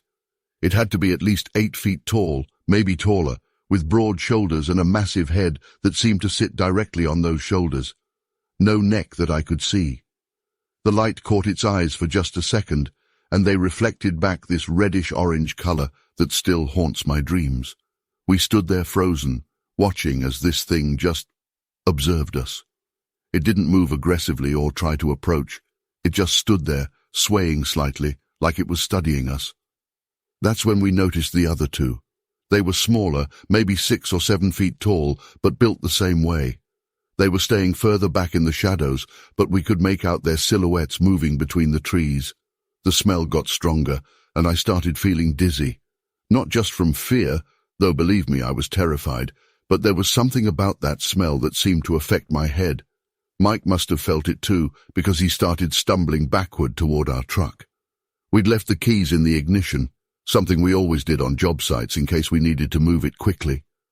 Thank God for that habit. We didn't run. Something in my gut told me running would be the worst thing we could do. Instead, we backed away slowly, never taking our eyes off the tree line. The whole time, these things were making these low, rumbling sounds, almost like whales underwater, but deeper, more guttural. They seemed to be communicating with each other. The big one, the 8-footer, took one step forward into the light, and that's when I got my first clear look at it. The fur was this dark, reddish-brown color, matted in some places and hanging in long strands in others. Its arms were incredibly long, hanging down past its knees. But it was the face that really got to me. It looked almost human-like, but distorted, with a prominent brow ridge and a wide, flat nose. The mouth was set in this grimace that showed teeth, not fangs like a predator, but they were definitely bigger than human teeth. We made it to the truck, and Mike fumbled with the door handle for what felt like an eternity. Once inside, we locked the doors and started the engine. The creatures didn't charge us or anything. They just stood there watching. As we pulled away, I looked in the rearview mirror and saw all 3 of them step fully into the light of our work area. They were just standing there, right where we'd been working moments before. We drove straight to the site manager's trailer and reported what happened, but of course, he thought we were making it up or had been drinking. We hadn't touched a drop. We never drank on the job. He made some jokes about it, but agreed to let us work day shifts only after that. The thing is, it didn't end there. Over the next few weeks, we kept seeing signs of them during the day. Fresh footprints in the mud around the construction site. Huge prints, 16, 17 inches long with 5 distinct toes. Trees that had been broken off about 8 feet up, like something huge had just snapped them while walking past. And that smell, it would hit us randomly throughout the day, even in broad daylight. Sometimes we'd find our equipment moved around overnight, or these weird arrangements of sticks and branches placed near our work areas. Once, we found all our surveying stakes pulled up and arranged in this bizarre pattern that looked almost geometric. The worst part was feeling watched. Even in the middle of the day, with the sun high overhead and other workers around, we could feel eyes on us from the tree line. Sometimes we'd catch glimpses of movement, just quick flashes of something large moving between the trees. Most of the other workers noticed it too, but nobody wanted to talk about it. You don't want to be the guy on a construction site talking about monsters in the woods. About a month after our first encounter, I was checking the foundation forms on the east side of the site, closest to where we'd seen them that night. It was about 4 p.m., still plenty of daylight. That smell hit me again, stronger than ever, and I heard this deep breathing sound coming from the trees. When I looked up, the big one was there, partially hidden behind a large pine tree, but clearly visible. It was just staring at me, and I swear to God it nodded. Just one slow, deliberate nod, like it was acknowledging me. Then it just turned and walked away into the forest, moving with this weird, fluid grace that seemed impossible for something that size. That was the last time I saw them clearly, though we continued to find evidence of their presence throughout the rest of the project. We finished the development about 2 months later, and I've never worked another job in that area. I drive past it sometimes. It's all houses and paved roads now, but I always wonder if they're still out there, in the patches of forest that remain. I've spent decades trying to make sense of what we saw. I've read every book I could find about Bigfoot encounters, joined online forums, even attended a few conferences, but I've never found an explanation that fully matches what we experienced. The size, the behavior, the intelligence they seemed to display, it was all so different from the typical stories you hear. Mike passed away last year, and that's partly why I'm finally sharing this. He never told this story publicly, but he talked about it all the time with family. It changed us both, made us look at the world differently, made us question what we thought we knew about what's really out there in the dark. I still work construction, but I won't take jobs that involve clearing forested areas. Call it superstition if you want, but some things you just don't mess with. I don't know what those creatures were, but they were intelligent, they were organized, and they were definitely not just animals. Sometimes late at night, I still wake up smelling that awful stench, and for a split second, I'm right back there, staring into those orange-red eyes, feeling like I'm being sized up by something that's deciding whether to let me live or die. I know how this all sounds. If someone had told me this story back before it happened, I wouldn't have believed a word of it. But I know what I saw. I know what my brother saw. And I know there are things out there in the woods that we still don't understand, things that maybe we're not supposed to understand.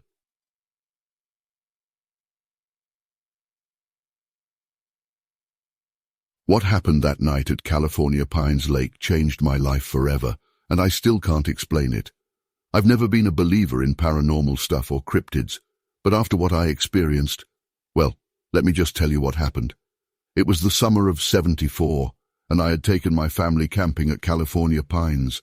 My wife Janet, our 2 kids Tommy, 9, and Sarah, 6, and me. We'd been looking forward to this trip for months. I had just gotten a promotion at the lumber mill, and this was our way of celebrating. The lake was beautiful that time of year, and we'd heard great things about the fishing. We arrived around 2 p.m. that day. The weather was perfect. Mid-70s, slight breeze, not a cloud in sight. We found a nice spot about 50 feet from the lake's edge, partially sheltered by some pine trees, but with a clear view of the water. I remember being struck by how quiet it was, just the occasional bird call and the wind in the trees. In hindsight, maybe that should have been our first warning sign. Setting up camp was routine enough. I pitched our old Coleman tent while Janet got the kids organized. Tommy helped me gather firewood. He was always eager to prove how grown-up he was. And Sarah was occupied with her coloring books. We had a simple dinner of hot dogs and beans, typical camping fare. The sun started setting around 8:30, and that's when things began feeling different. First, it was the insects, or rather, the lack of them. You know how summer evenings are usually filled with cricket chirps and various bugs making noise? There was nothing, complete silence. Even the birds had gone quiet. Janet noticed it too. I caught her looking around nervously a few times, though she tried to hide it from the kids. Around 9:30, we put the kids to bed in the tent. Janet and I stayed up a bit longer, sitting by the fire. She mentioned how the silence was making her uneasy, but I played it off. Probably just a change in the weather coming, I said.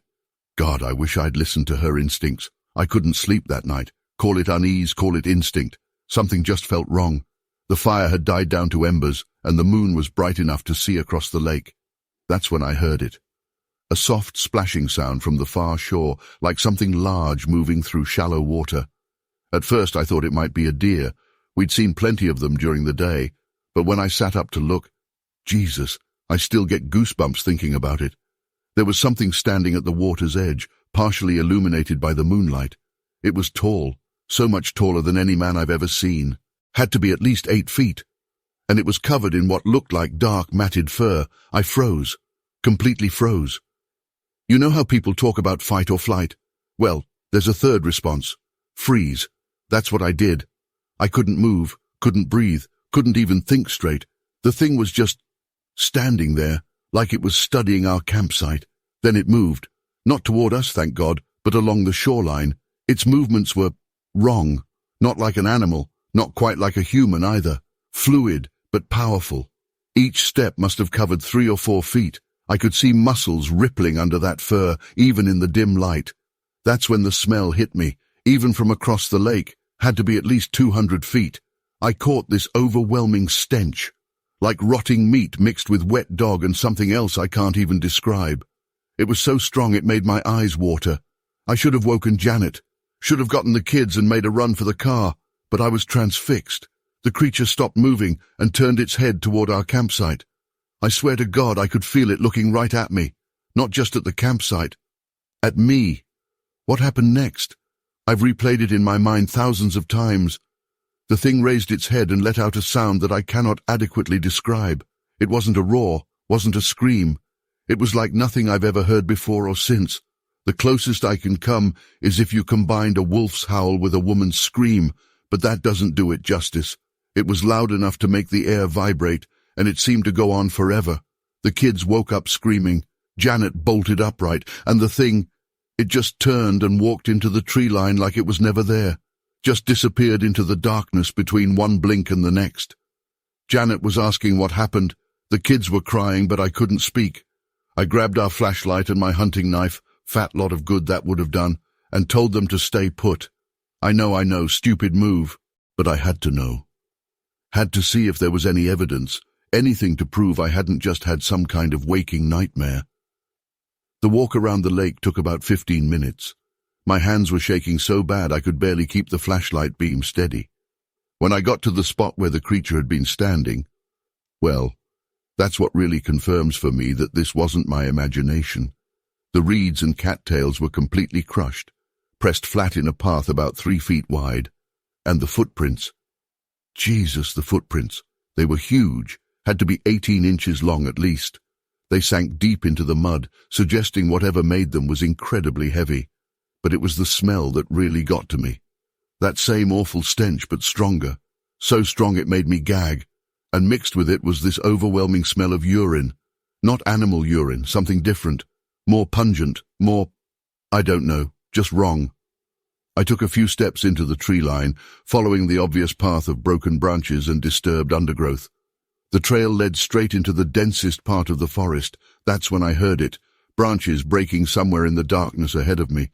Whatever it was still close. Too close. I've never run so fast in my life. Got back to the campsite in what felt like seconds. We spent the rest of the night huddled in our car with the doors locked. The kids eventually fell asleep in the back seat, but Janet and I stayed awake until dawn, watching the tree line. When the sun came up, I went back to check the spot again. The footprints were still there, though they'd started to fill with water. I took measurements with a tape measure I had in my tackle box and shot a few photos with my Polaroid, though they didn't come out great, just vague impressions in the mud. I've still got those photos somewhere in my attic, though they've faded badly over the years. We packed up and left as soon as we could. Made up some excuse to the kids about bad weather coming. Tommy was disappointed. He'd been looking forward to fishing, but there was no way we were staying another night. Here's the thing that still haunts me. About a week later, I went back. Drove up there by myself, in broad daylight. I had to know if I could find any more evidence. The footprints were gone, washed away by rain, I guess. But what really got to me was this. In a rough circle around where we'd camped, about 100 yards out, I found these broken branches on several trees, all at about 8 feet high, all broken the same way, pointing inward toward where our tent had been, like something had marked the territory around our campsite. I've never told this story publicly before. Who would believe it? A few times over the years I've read about other sightings in that area, and my blood runs cold. I know what I saw. I know what I heard, and I know that whatever it was intelligent. It wasn't just some animal. The way it looked at me, it knew exactly what it was doing. We never went camping again after that. Janet and I divorced a few years later, not because of this incident specifically, but the fear and stress of it definitely contributed to our problems. Tommy's 59 now, with kids of his own, and he still remembers that night, though he was too young to understand what was happening. Sarah claims she doesn't remember any of it, but she refuses to go camping or even hiking to this day. I'm an old man now, and I've had a lot of time to think about what happened that night. I've read all the scientific explanations, all the skeptics' arguments, but none of them can explain what I saw. None of them were there to hear that sound, to smell that smell, to see those footprints. I don't know what's out there in those woods. I don't want to know. But I do know this. There are things in this world that we can't explain, things that defy our understanding of what's possible. And sometimes, late at night when I can't sleep, I still hear that sound in my head, that terrible, impossible sound echoing across the lake. To this day, I can't shake the feeling that we were being watched long before I saw it. That maybe it had been following us, studying us, deciding what to do. And sometimes I wonder, what if I hadn't seen it? What if I'd been asleep? What would it have done? I don't expect anyone to believe this story. Hell, sometimes I can barely believe it myself. But every word is true. And if you're ever camping up at California Pines and the forest goes quiet, get out. Get out as fast as you can, because it might still be out there, watching, waiting, and you might not be as lucky as we were.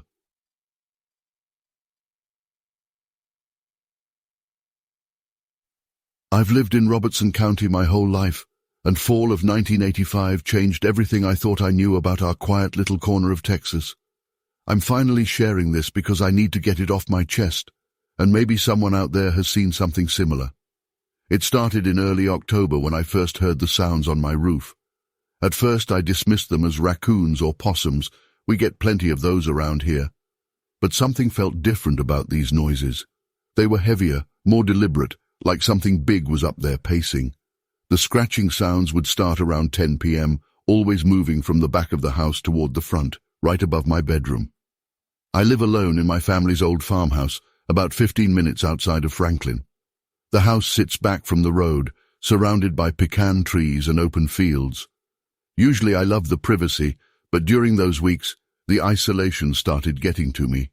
The sounds got worse each night, louder scratching, heavy thumps, and sometimes this weird grinding noise I couldn't explain. One night in mid-October, I was watching TV when I heard something on my front porch. The wooden boards were creaking, but not like when someone's walking. It was more like something was pulling or chewing on them.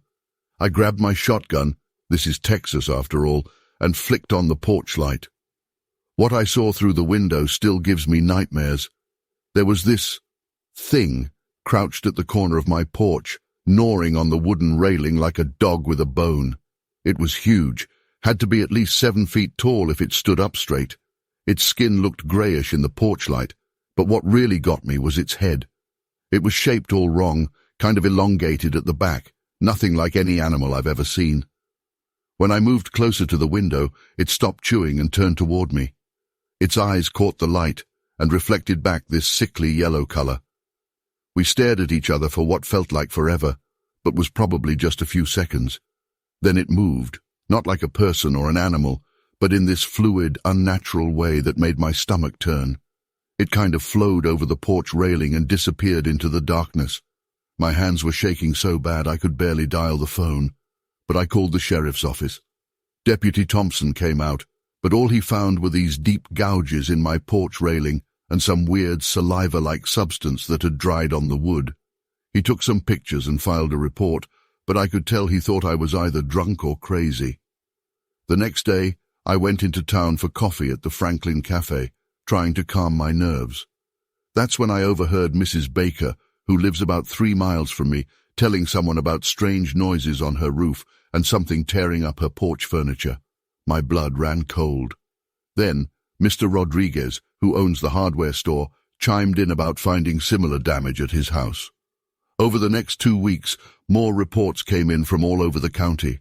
Everyone had similar stories: rooftop noises, damaged porches, and a few people even saw the creature.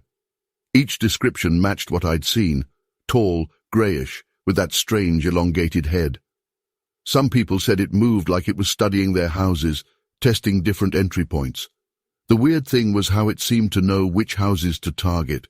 It would skip some completely, but return to others night after night.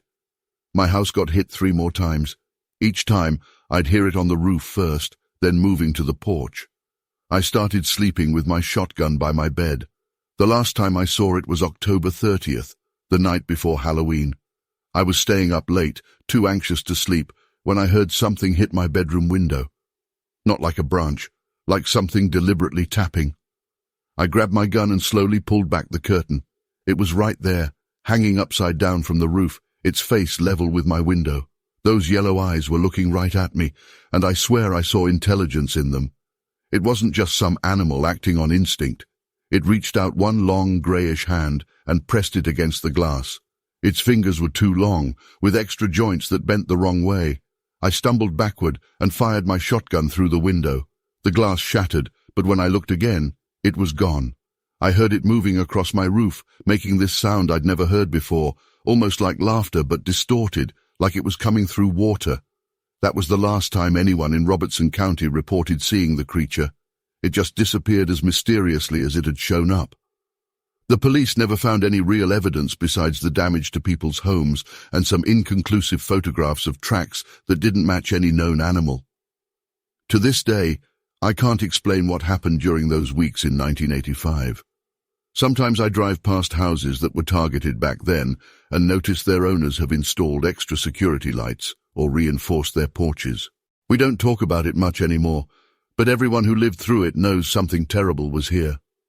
I've reinforced my windows and added motion sensor lights all around my house. I still sleep with a gun nearby, and every fall, especially around Halloween, I lie awake listening for those footsteps on my roof. Sometimes, on particularly quiet nights, I swear I can still hear that weird, watery laughter echoing across the fields. The thing that really haunts me isn't just what I saw. It's knowing that whatever it was smart. It wasn't just some animal looking for food. It was studying us, testing our homes, learning our patterns. And sometimes I wonder if it's still out there, watching and waiting for the right time to return. Some of my neighbors have tried to convince themselves it was just a series of pranks or mass hysteria. But I know what I saw. That thing on my porch at my window, it was real. And the worst part is, nobody ever figured out what it was or where it came from. Did others see it before 1985? Has anyone seen it since? I don't know. But every October, I find myself checking the local papers from nearby counties, wondering if someone else is dealing with unexplained rooftop noises and damaged porches, afraid to look out their windows at night.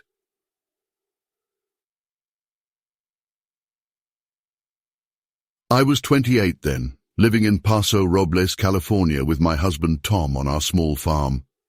The property wasn't much, just a modest house with some chickens and a vegetable garden, but it was our piece of heaven. That June was particularly hot, and we'd been losing chickens. At first we thought it was coyotes. We'd dealt with them before. But something felt different this time.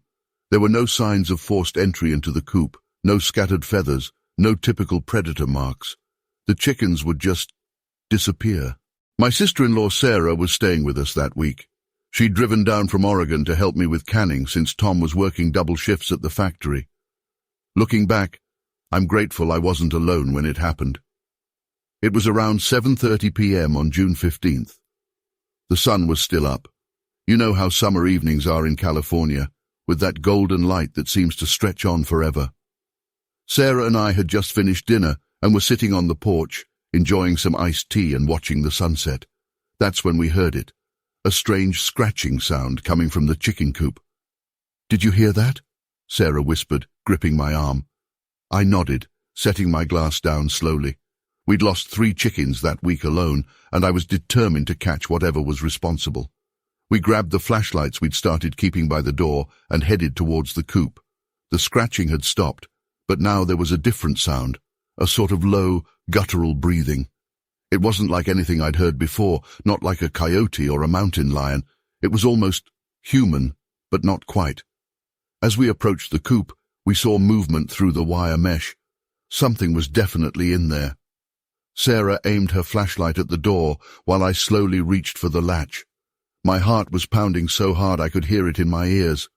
But before I could open the door, whatever was inside burst through the chicken wire like it was made of paper.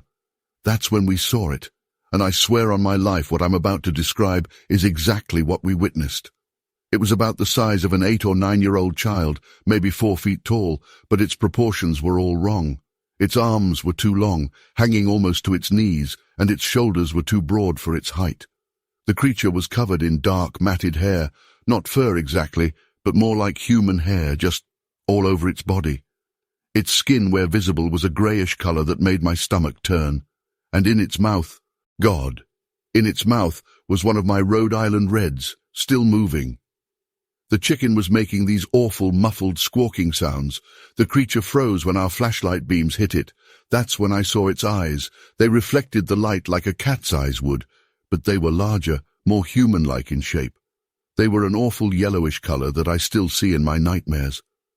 For what felt like an eternity but was probably only a few seconds, we all just stood there, Sarah and me with our flashlights and this thing, with my chicken in its mouth. Then it blinked, and I swear I saw intelligence in those eyes. Not animal intelligence, but something else, something that made my blood run cold. Sarah screamed. I wish she hadn't, but I understand why she did. The creature's reaction was immediate. It turned and ran towards the trees behind our property. But it didn't run like a child would, or like any animal I'd ever seen. It moved in this bizarre, fluid way, almost like it was gliding, but with these jerky, unnatural movements of its limbs. "We should follow it," Sarah said, already taking a step forward. But I grabbed her arm and held her back.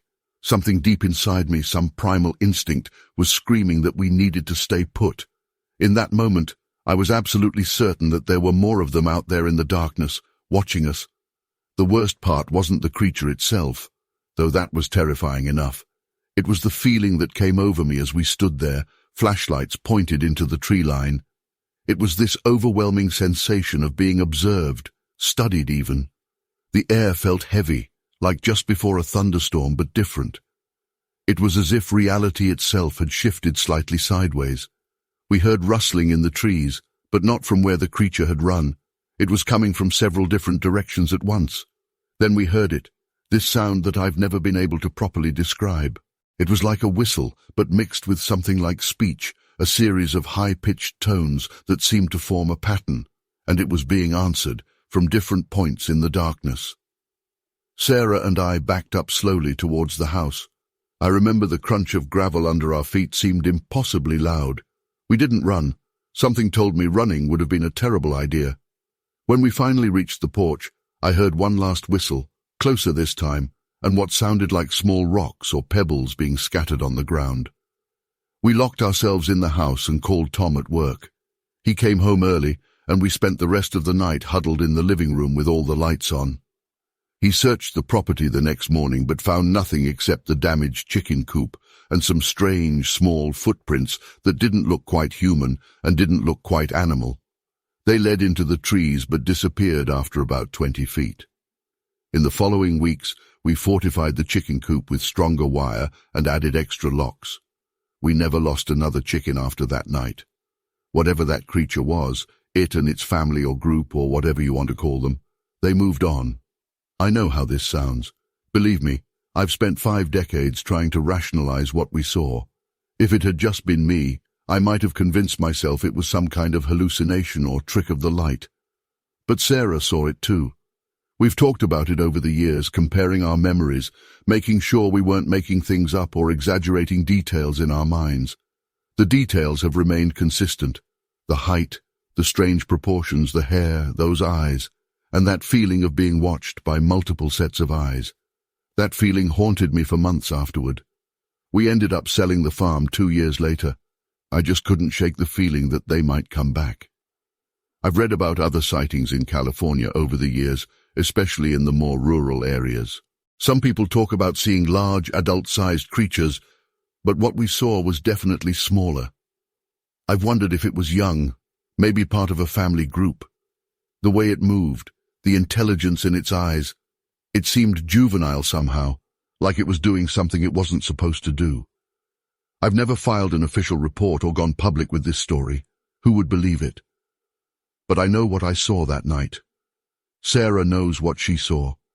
And sometimes, on warm summer evenings when the light hits just right, I find myself looking over my shoulder, scanning the tree line, wondering if somewhere out there, that creature and its family are still out there, still watching, still hunting. The chicken coop incident wasn't the end of it, though. For weeks afterward, we'd hear those whistling sounds at night, always distant, always in that same pattern. Our dogs would go crazy, barking at nothing in the darkness. We'd find strange arrangements of pebbles on our porch in the morning, laid out in patterns that seemed deliberate but made no sense to us. The last straw came about a month after the initial incident. I was hanging laundry out to dry, something I'd done hundreds of times before, when I found something tucked between two of Tom's work shirts. It was a chicken feather, but not from any of our chickens. This feather was different, arranged in a way that couldn't have been natural or accidental. It was woven through the fabric in an intricate pattern, like a signature or a message. That's when I knew. They weren't just passing through. They were trying to communicate something, but I didn't want to know what. Some doors are better left closed, some questions better left unanswered. I still live in California, but in the city now. Sometimes I miss farm life, but not enough to go back. Sarah moved to Arizona a few years later. We don't talk about that night much anymore, but every once in a while she'll call me late at night and ask, "Do you ever wonder?" And I know exactly what she means.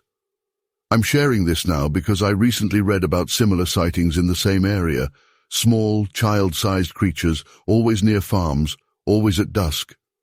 Part of me wants to reach out to these people, to tell them they're not crazy, that someone else has seen what they've seen. But another part of me wants to warn them. Don't look too closely, don't follow when they run, and most importantly, don't try to understand what they might be trying to tell you. Some mysteries are better left unsolved.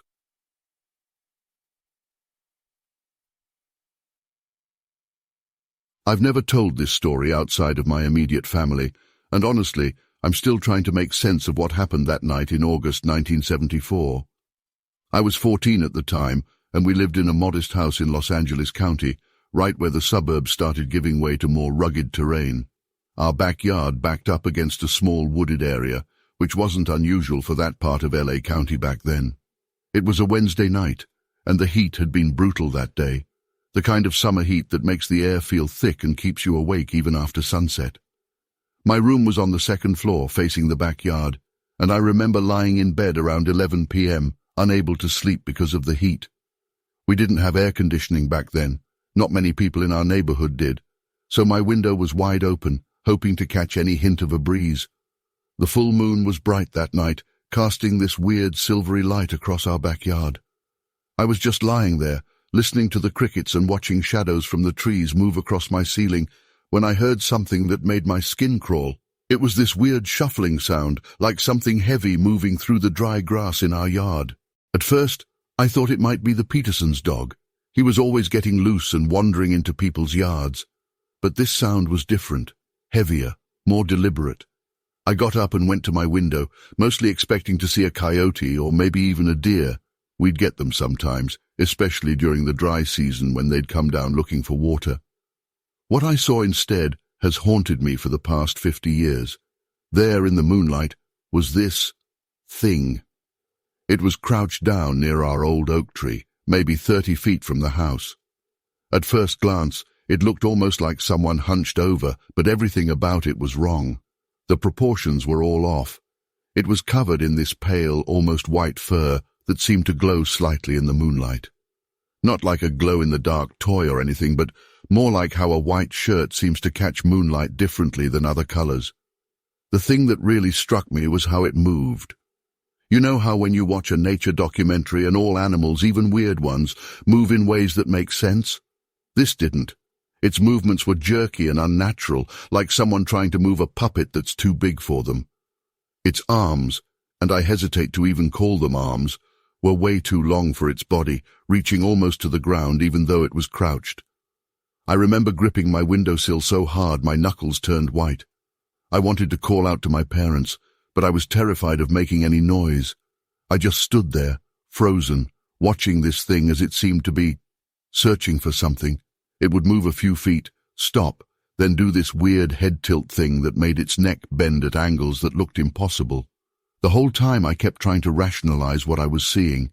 Maybe it was a bear, I thought, even though we never had bears in our area. But bears don't move like that, and they're not white, and they definitely don't have limbs that long. Plus, this thing was tall. Even crouched down, it had to be at least 7 feet. Then it happened.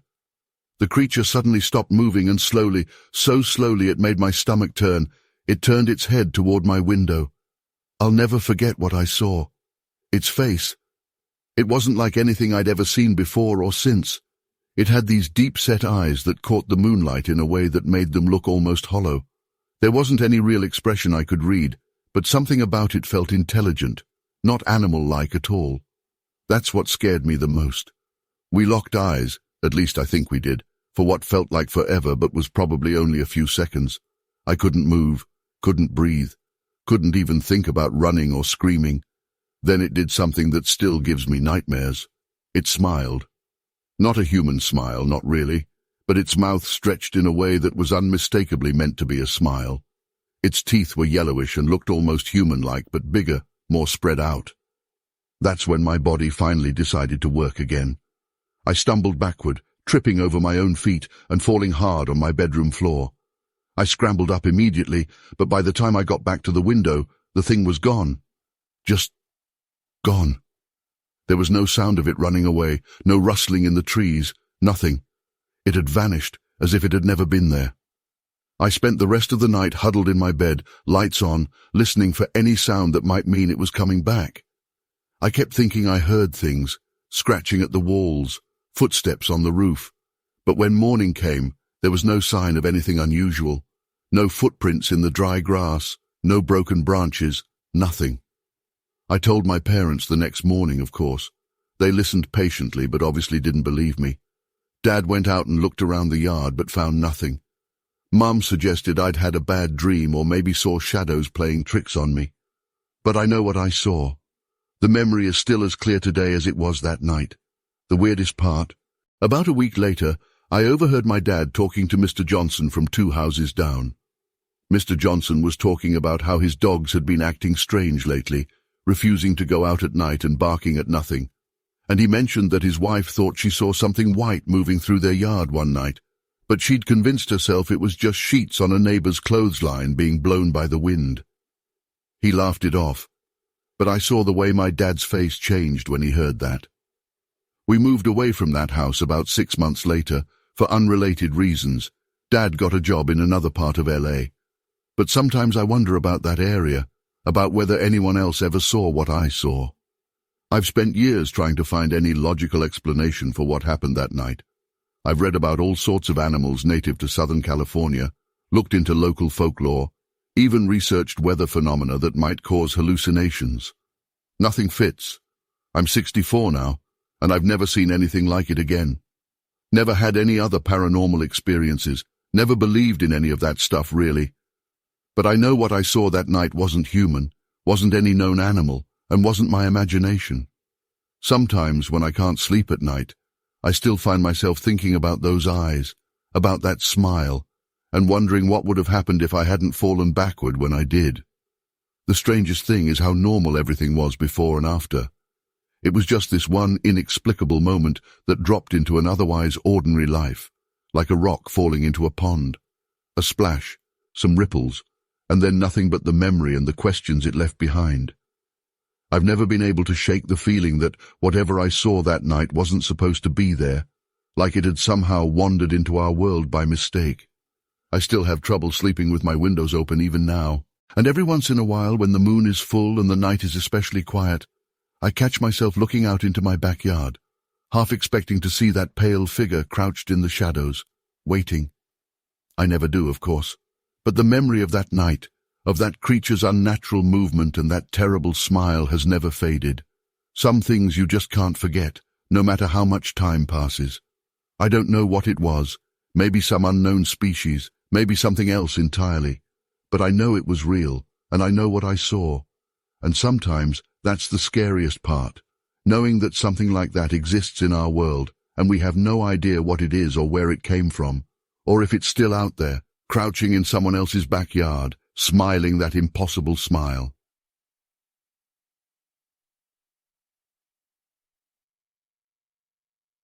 I've never shared this story publicly before, but what my sister and I saw that night in 1987 has haunted us for over 35 years. I was 17 at the time, and my sister Sarah was 15.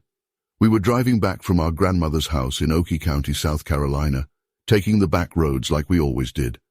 It was faster than the main highway, and we knew those roads like the back of our hands, or at least we thought we did. It was around 9:30 p.m. on a humid July night, the kind of summer night where the air feels thick enough to cut with a knife, and the crickets are so loud you can hear them, even with the car windows rolled up. I was behind the wheel of our dad's old Ford pickup. He'd finally started letting me drive it that summer, mostly because Sarah had dance practice 3 times a week, and he was tired of playing chauffeur.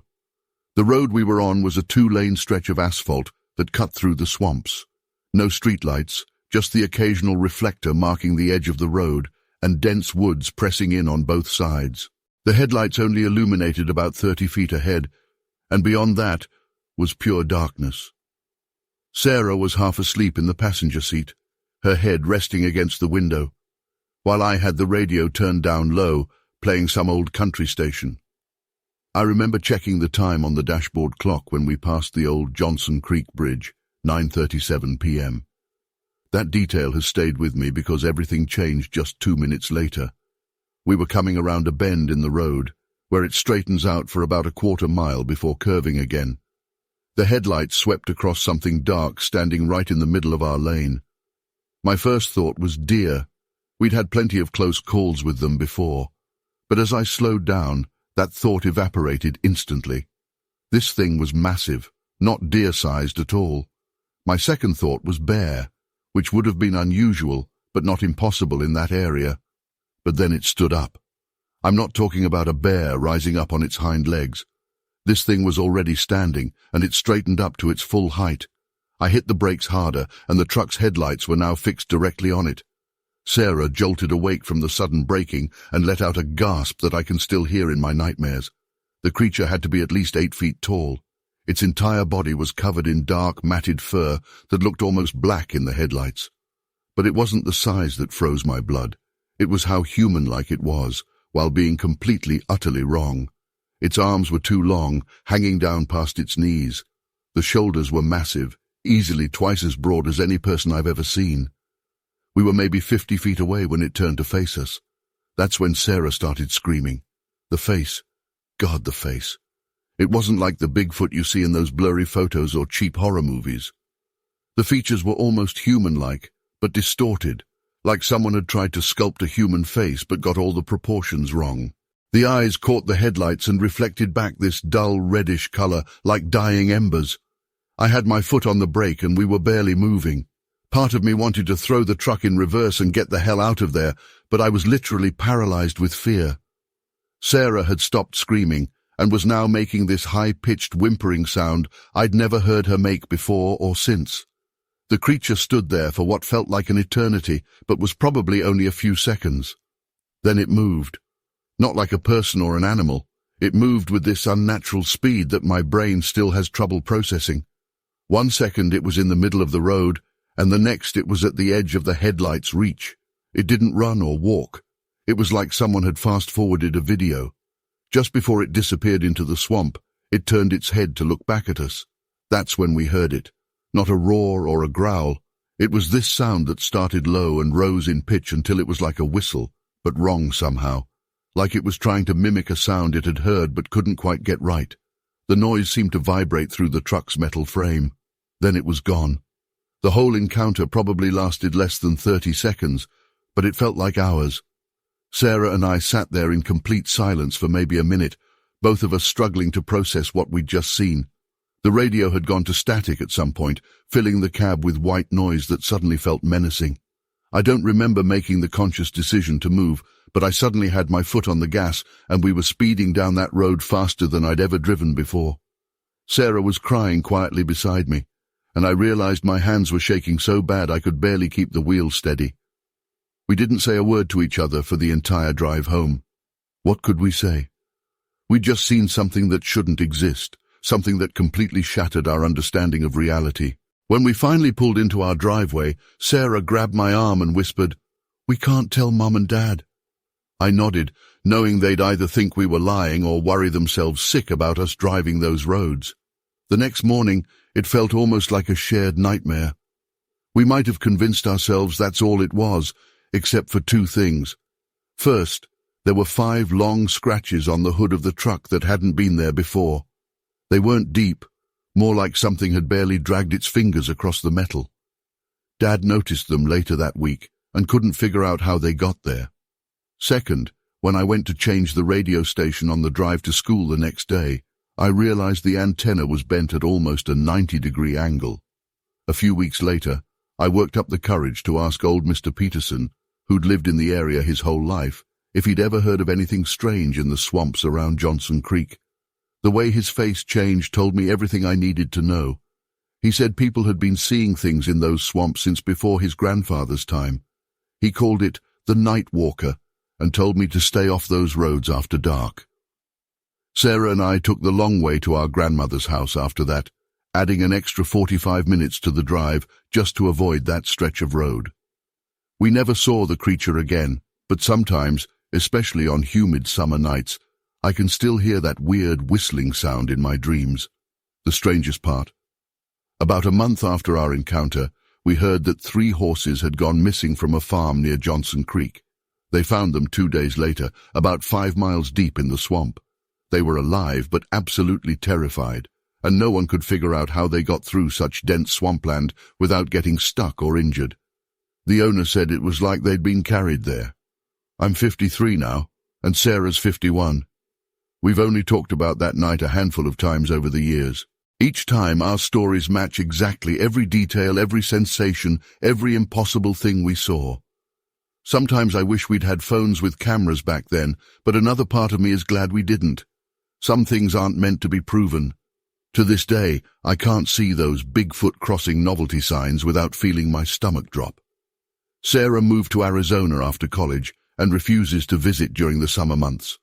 I still live in South Carolina, but I've never driven that road again after dark. Some memories are better left in the past, and some roads are better left untraveled. Last year, my teenage son asked me if I believed in Bigfoot. I just told him to stay away from Johnson Creek after sunset. He probably thought I was being paranoid, just like I used to think the old-timers were paranoid with their swamp stories. But some warnings come from experience, and some fears are earned the hard way. I don't know what we saw that night. I don't want to know. But sometimes, when I'm driving at night and see something dark move at the edge of my headlights, my whole body goes cold, and I remember that whistle. That's usually when I turn around and find another route home, no matter how long it takes. I know how this story sounds. If someone had told me this before that night, I would have thought they were making it up, or had seen a bear in bad lighting. But Sarah and I know what we saw. Those eyes, that impossible speed, that sound, they're burned into our memories. Some things you can't explain away no matter how hard you try. The rational part of my brain has spent 35 years trying to make sense of it. Maybe it was a bear with mange. Maybe it was some kind of mass hysteria. Maybe it was just 2 teenagers letting their imaginations run wild on a dark road. But then I remember those scratches on the hood, that bent antenna, and that whistling sound that seemed to come from everywhere and nowhere at once. And I know that sometimes the truth is stranger and scarier than anything we're prepared to believe.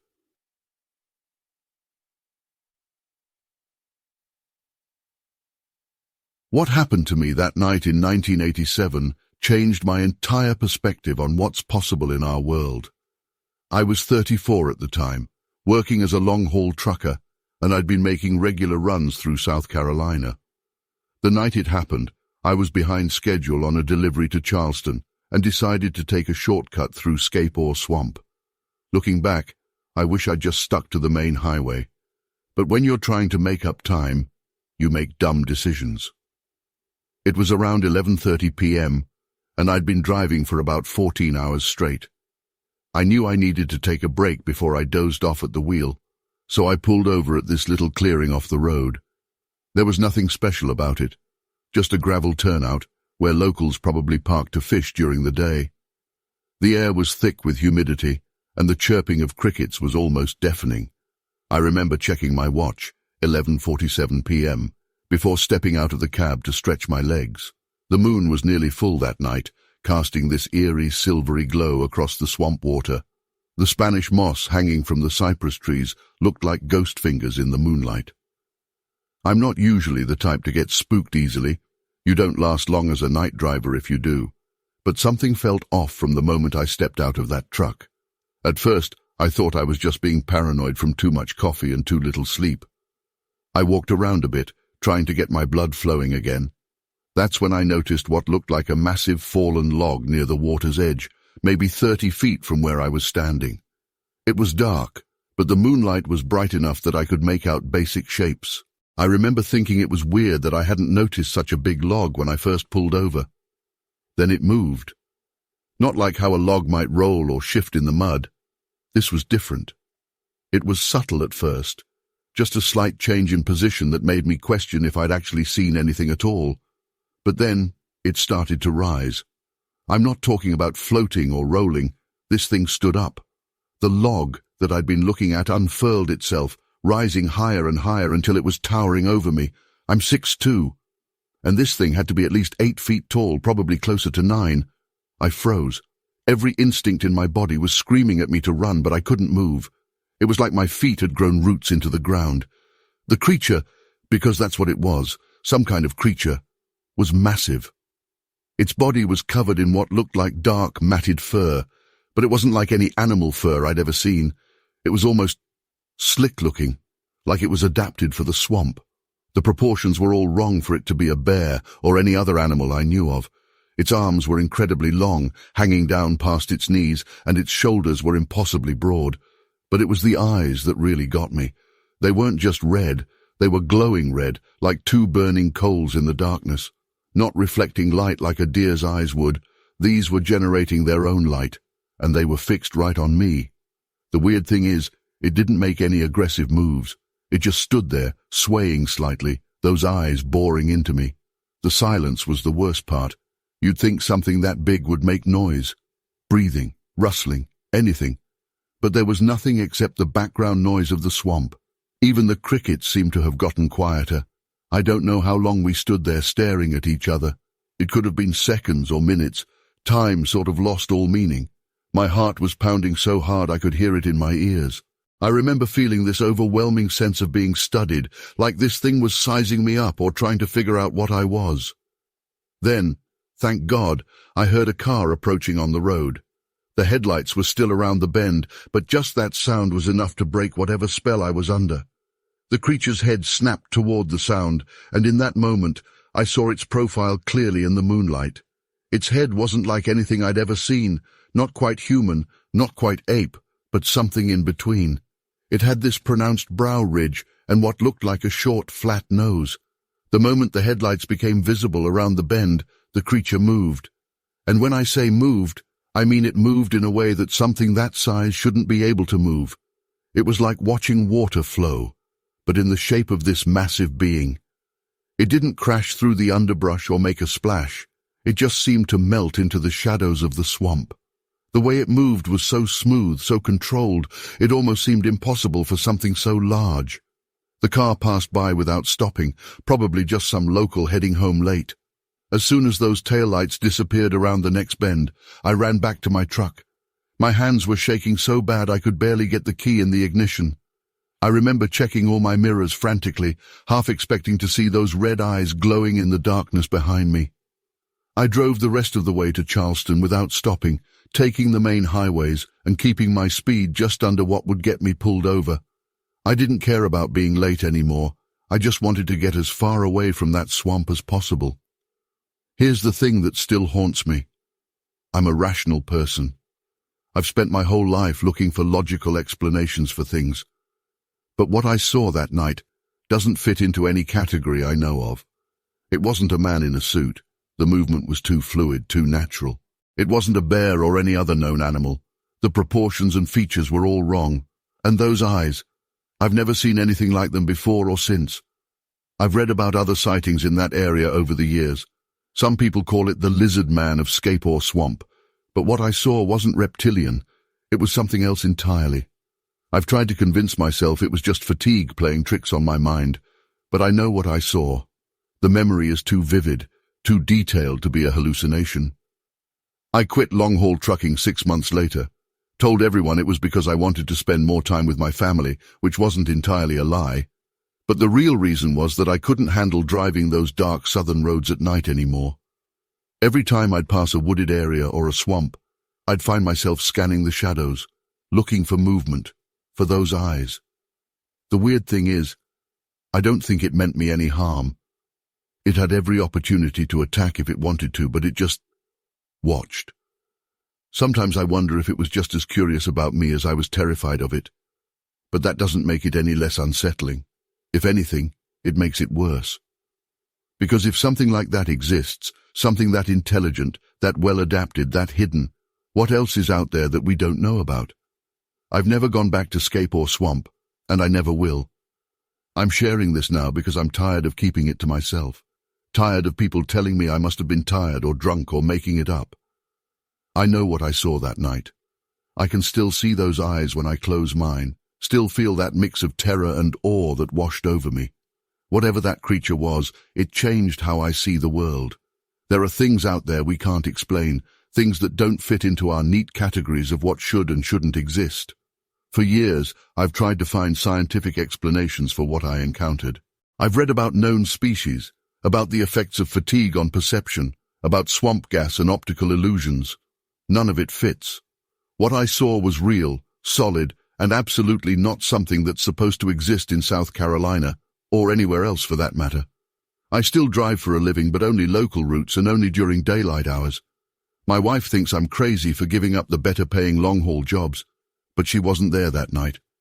She didn't see those eyes, didn't feel that primal fear that comes from seeing something your brain tells you can't possibly exist. Every now and then, I hear about other sightings in that area. Some sound ridiculous, clearly people looking for attention, but others sound too familiar. The height, the movement, the eyes. It's always the eyes that get me.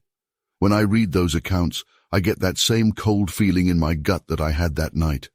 I don't expect anyone to believe me. Hell, if someone had told me this story before it happened to me, I probably wouldn't have believed them either. But I know what I saw, and I know it was real. Whatever it was, it's still out there, watching from the shadows of that swamp.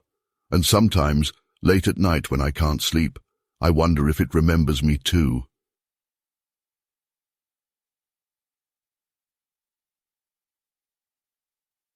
It happened in September 1974, when I was 19. My best friend Mike and I were amateur rock climbers, always looking for new spots around Los Angeles County to explore. We'd heard about this lesser-known canyon from some locals. I won't name the exact location, but it's about an hour's drive east of downtown LA.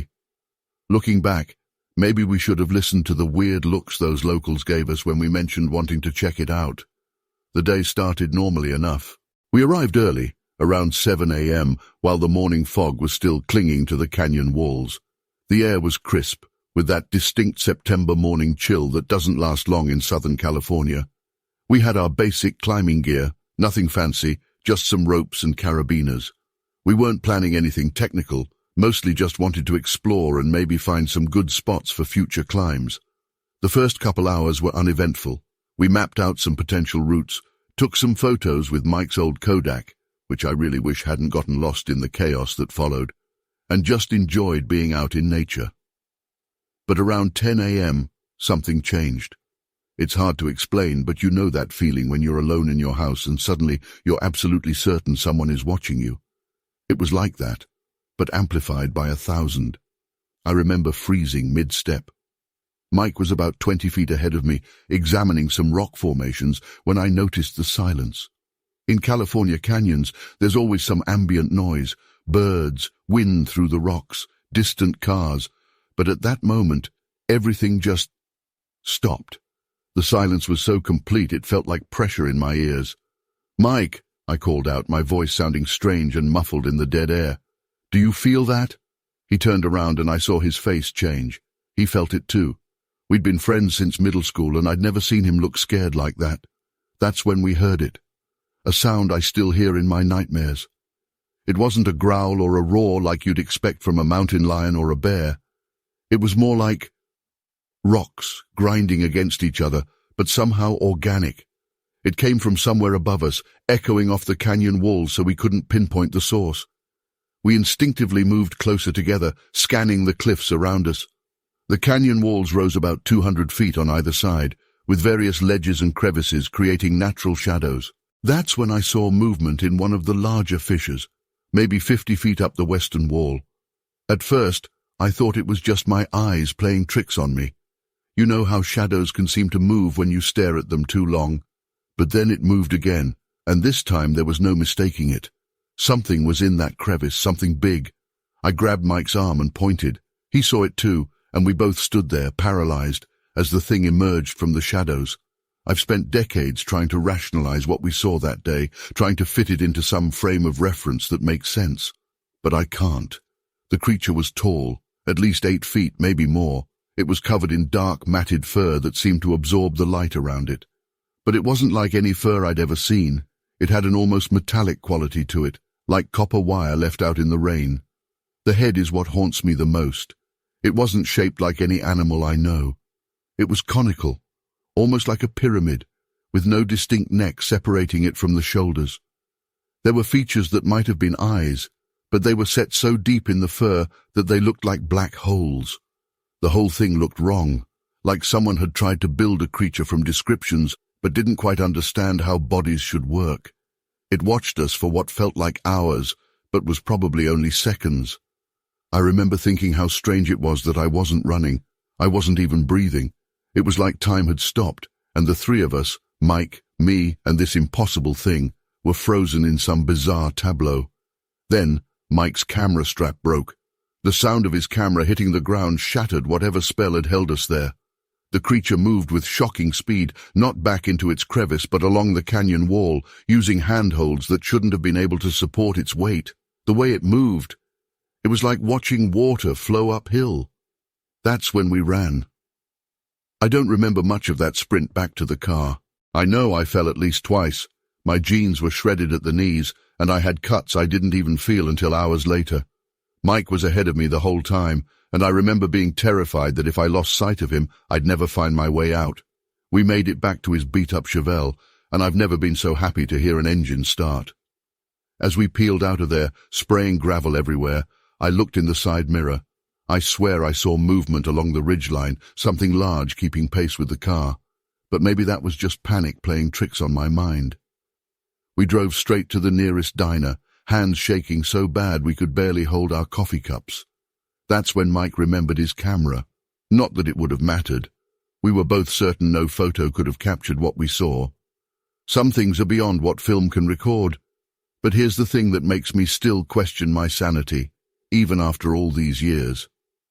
3 days later, after we'd calmed down enough to think straight, we went back. Not into the canyon. Nothing could have made me do that. But we parked at the entrance and walked just far enough to see our tracks from that day. That's when we found them. Footprints, but not like any animal tracks I'd ever seen. They were huge, maybe 18 inches long, and instead of the 5 toes you'd expect from a primate or the 4-pad print of a big cat, these had 3 distinct toe impressions. They were deep too, like whatever made them was incredibly heavy. We took photos this time, with a new camera, but when we got the film developed, the prints just looked like weird depressions in the dirt. Nothing like what we saw in person. It's like the thing that made them couldn't be properly captured on film. I've never gone climbing in that area again. Mike moved to Oregon the following year, said he couldn't handle being so close to that place. We still talk sometimes, but we never discuss what happened. It's like if we talk about it, it might somehow make it more real. I know how this all sounds. Believe me, I've spent half a century trying to convince myself it was just two young guys letting their imaginations run wild. But then I remember that silence, that impossible silence that fell over the canyon. I remember the way it moved, defying gravity like it was nothing. And I remember those three-toed prints in the dirt, prints that no known animal could have made. Sometimes when I can't sleep at night, I go online and look for similar stories. I found a few, always in remote areas, always involving that distinctive conical head shape. Never any clear photos or definitive proof, of course, but enough to make me wonder what's really out there in the quiet places of the world, watching us from the shadows.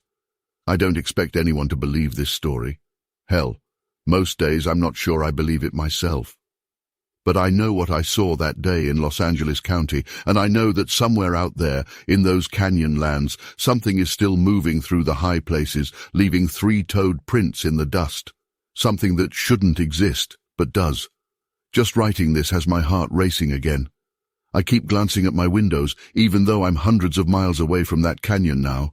Some things stay with you forever, I guess. Some fears never quite fade, no matter how many years pass.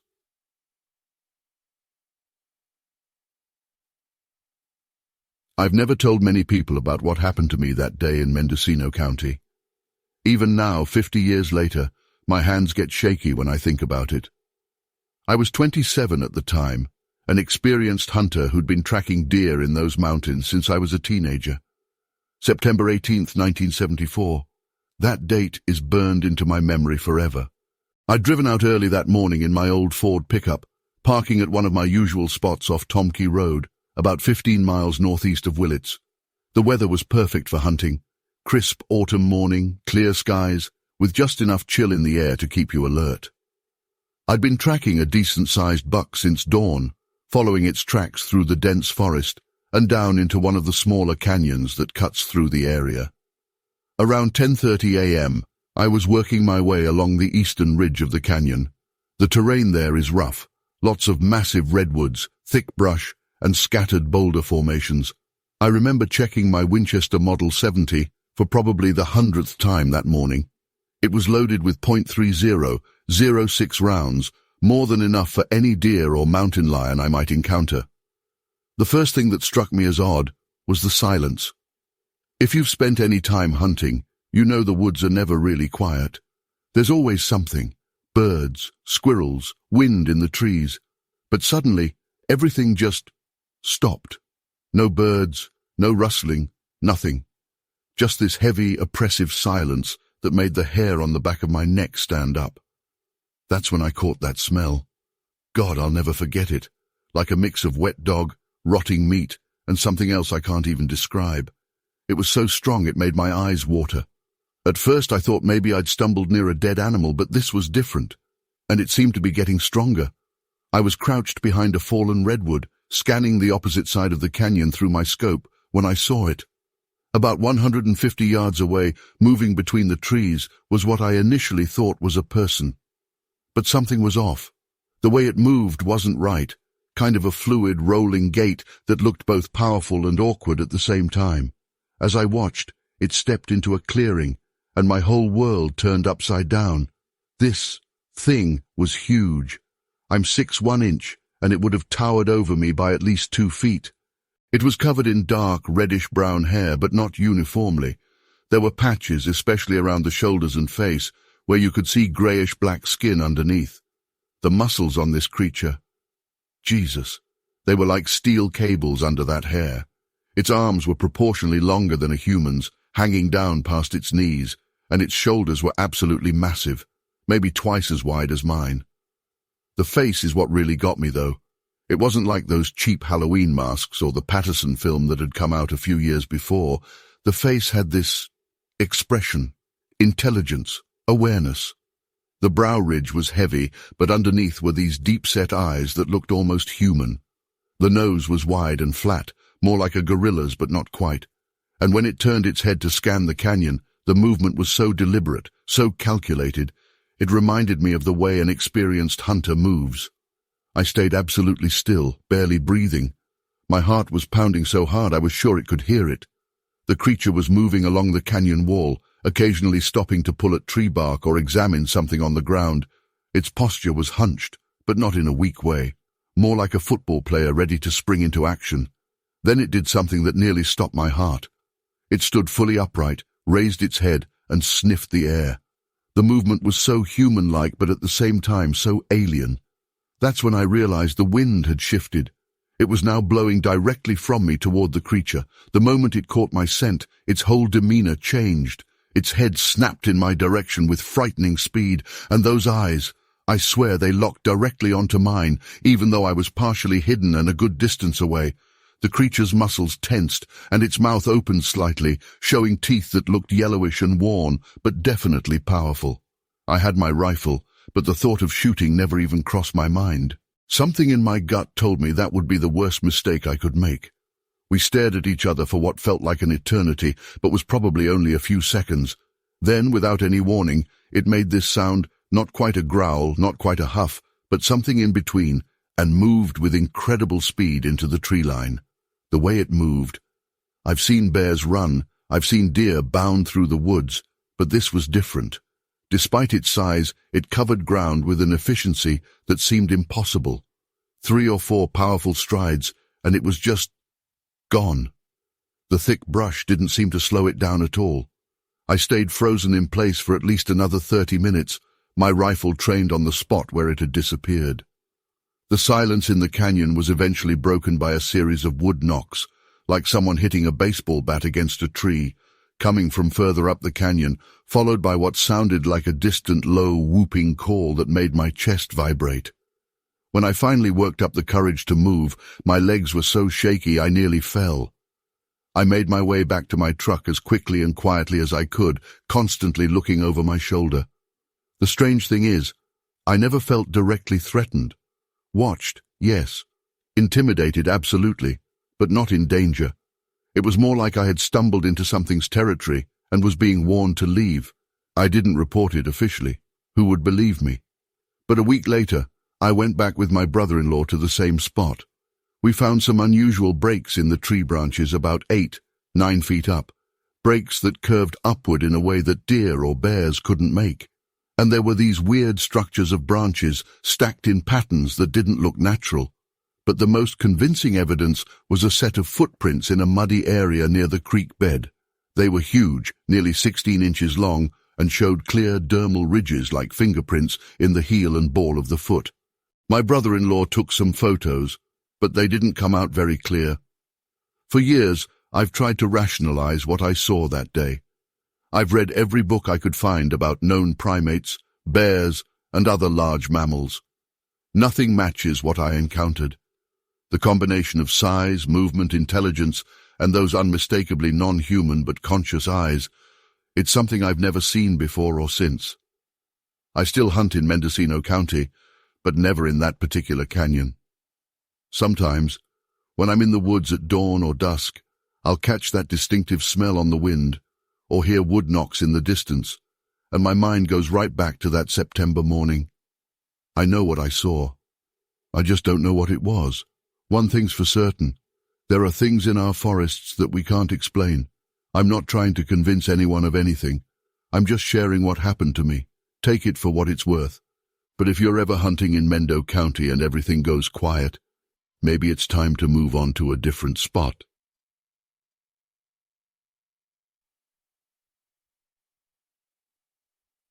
I've been putting off writing about this for decades now, but after all these years, I still can't shake what I saw that morning in Lee County. It was August 15th, 1988, a date permanently etched in my mind. I was working as a crop duster pilot out of a small private airfield just outside of Bishopville, South Carolina. The sun hadn't even come up yet when I arrived at the airfield around 5:15 a.m. It was just like any other morning, hot and sticky even before dawn, typical South Carolina summer weather. I'd been flying crop dusters for nearly 15 years at that point, so the pre-dawn routine was second nature. Check the weather reports, inspect the aircraft, load up the chemicals, review the day's spraying coordinates. I could do it in my sleep. That morning was dead quiet, which wasn't unusual for that time of day. The airfield was pretty basic, just a single paved runway about 3,000 feet long with some hangars and a small operations building. Being surrounded by farmland meant we rarely had other traffic to worry about. The only lights came from the runway markers and my flashlight as I did my pre-flight checks. I remember the air feeling especially heavy that morning, like right before a storm, but the forecast was clear. There was this thick ground fog hanging low over the fields, probably only about 3-4 feet high. Above that, visibility was decent enough for flying. The fog was patchy, though. You could see clear across the runway in some spots, while other areas were completely obscured. I was just finishing up my walk-around inspection of the plane when I first got that feeling. You know, that creepy sensation of being watched. The hairs on the back of my neck stood up, and I found myself spinning around, shining my flashlight into the darkness beyond the tarmac. Nothing there, just the usual line of trees about 50 yards back from the runway. But something felt off. The normal morning sound seemed different. Usually you'd hear all sorts of crickets and frogs making noise, maybe some early birds starting to wake up. But everything had gone eerily quiet. At first I tried to brush it off. I had work to do, and these fields weren't going to spray themselves. But that feeling of wrongness just wouldn't go away. I climbed into the cockpit and started going through my pre-start checklist. That's when I noticed the smell. Anyone who's worked around farms knows there are all kinds of agricultural smells you get used to. But this was different. A heavy, musty odor, like wet dog mixed with something rotting. It was strong enough to make me pause and look around again. The eastern sky was just starting to show the first hints of dawn when it happened. I was about to start the engine when movement caught my eye near the far end of the runway, maybe 200 yards away. At first, I thought it might be a deer. We got them crossing the runway sometimes. But as soon as I focused on it, I knew this was something else entirely. Through gaps in the ground fog, I could make out a large figure walking across the runway. Not running, not hurrying, just walking with this weird, smooth gait that made my stomach drop. Even in the dim light, I could tell this thing was huge. I'm talking at least 7 feet tall, maybe taller. It was walking upright, but definitely wasn't human. The thing that really got me was how it moved. It wasn't lumbering or awkward like you might expect from something that big. Its movements were deliberate, almost graceful in a disturbing way. Each step was precise, and its arms were long, swinging slightly with each step in this unnaturally fluid motion. I sat there frozen in the cockpit, my hand still on the master switch, as this creature crossed about 2/3 of the runway. Then it stopped. Just stopped dead in its tracks. And it turned its head to look directly at me and the plane. That's when I got the clearest view of it. The dawn light was hitting it from behind, creating this silvery outline around its massive frame.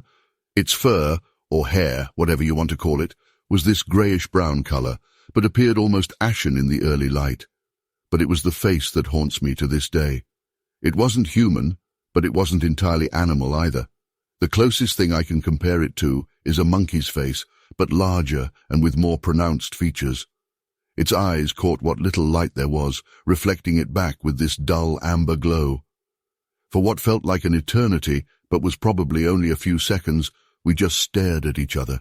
I couldn't move. I couldn't breathe. My whole body was ice-cold despite the summer heat.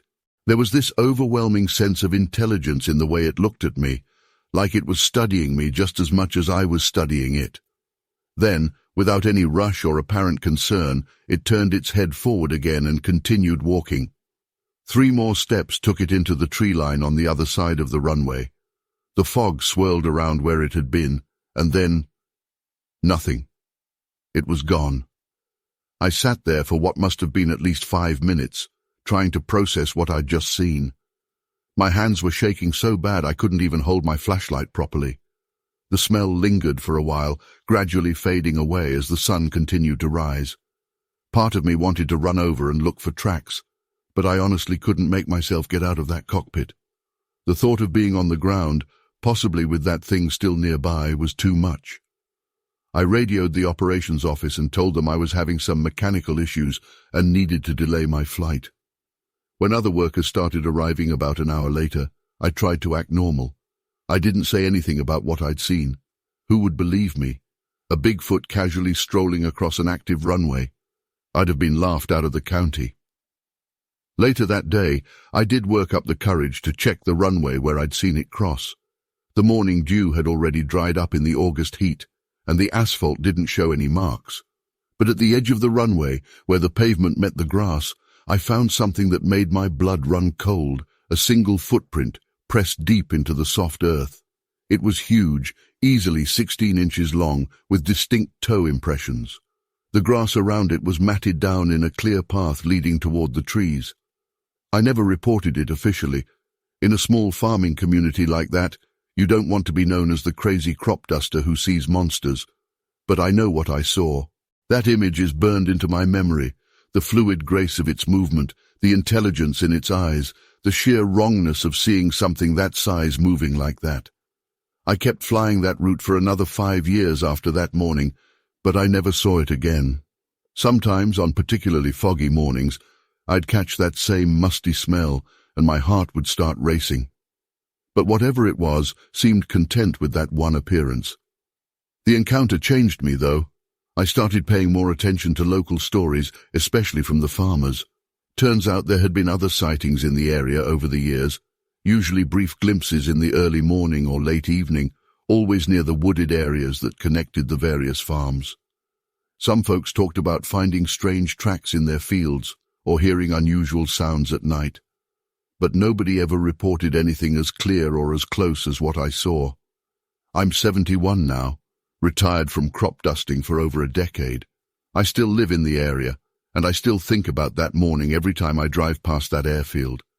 The runway's still there, though it's not used much anymore. Sometimes I wonder if that creature is still out there, still walking those woods between the farms in the pre-dawn hours. I don't expect anyone to believe this story. Hell, sometimes I barely believe it myself. But I know what I saw that August morning in 1988. Whatever it was real, it was intelligent, and it chose to let itself be seen. Why it picked that moment, that place, I'll never know. But I do know that there are things in this world that we don't understand, things that defy our normal explanations. The scientific part of my brain has spent years trying to rationalize what I saw: stress, fatigue, tricks of the light. But deep down, I know better. That thing was as real as the plane I was sitting in, and no amount of rational explanation can change what I experienced that morning. I've never had another encounter like it, and honestly, I hope I never do. But that single morning was enough to convince me that we don't know nearly as much about our world as we think we do. There are things out there, things that normally stay hidden, but sometimes, for whatever reason, choose to reveal themselves. And when they do, it changes everything you thought you knew about reality.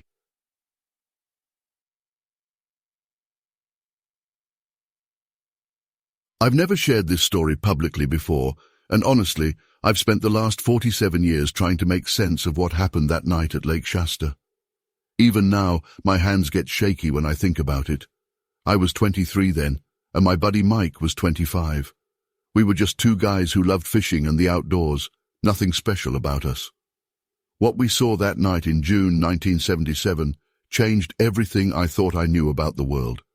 It was June 15th, a Wednesday. I remember the date clearly because Mike had just gotten his paycheck from the lumber mill, and we'd been planning this fishing trip for weeks. The weather had been perfect, warm days, cool nights, and the fish were biting like crazy according to the locals. We'd heard Lake Shasta was especially good for night fishing, so we packed up Mike's old Ford pickup with our gear around 4 p.m. and headed out. We arrived at the lake around 6:30 p.m. The sun was still up, but you could tell it was getting ready to set. We picked a spot on the eastern shore, away from the more popular camping areas. It was a small clearing about 50 yards from the water's edge, surrounded by thick forest on 3 sides. The ground was relatively flat there, perfect for setting up our tent. We could see the water through the trees, and there was a narrow path down to a small rocky beach where we planned to fish. The setup was pretty basic, just a green canvas tent, our fishing gear, a cooler with some beers and sandwiches, and our camping supplies. Mike brought his Coleman lantern, and I had my heavy-duty flashlight, one of those big metal ones that takes 4D batteries. We also had our hunting knives, more out of habit than anything else. Neither of us brought guns, since we were just fishing. Everything was normal at first. We set up camp, got a small fire going, and headed down to the water around 8 p.m. when it started getting dark. The fishing was decent. We'd caught a couple of decent-sized bass and were just enjoying the quiet. The only sounds were the gentle lapping of the water against the rocks and the occasional splash of a fish jumping. It must have been around 1 a.m. when things started getting weird. I first noticed that the crickets had stopped chirping. It wasn't gradual. They just went silent all at once. Mike noticed it too because he looked at me with this confused expression. Then we heard it, the sound of branches breaking in the forest behind us, maybe 30 or 40 yards away. At first, we thought it might be a deer or maybe a black bear. We'd seen both in the area before, but the footsteps were different, heavy, deliberate. Each step was accompanied by the sound of twigs and pine needles crunching under significant weight. And there was this breathing, deep, rhythmic breathing that seemed too loud, too powerful to be from any normal animal. "What the hell is that?" Mike whispered, his voice barely audible. I just shook my head, already reaching for my flashlight. The footsteps were getting closer, moving parallel to the shoreline. Whatever it was big enough to make the ground vibrate slightly with each step. That's when the smell hit us. This overwhelming, pungent odor that I can only describe as a mix between rotting meat and wet dog, but worse, much worse. It was so strong it made my eyes water. I've been around dead animals before, worked on farms, dealt with all kinds of smells, but this was different. This smell seemed to have a presence of its own. The footsteps stopped. We could still hear the breathing, though, closer now, maybe 20 yards away. My hands were shaking so bad I could barely hold the flashlight. Mike was frozen beside me, his fishing rod forgotten in his lap.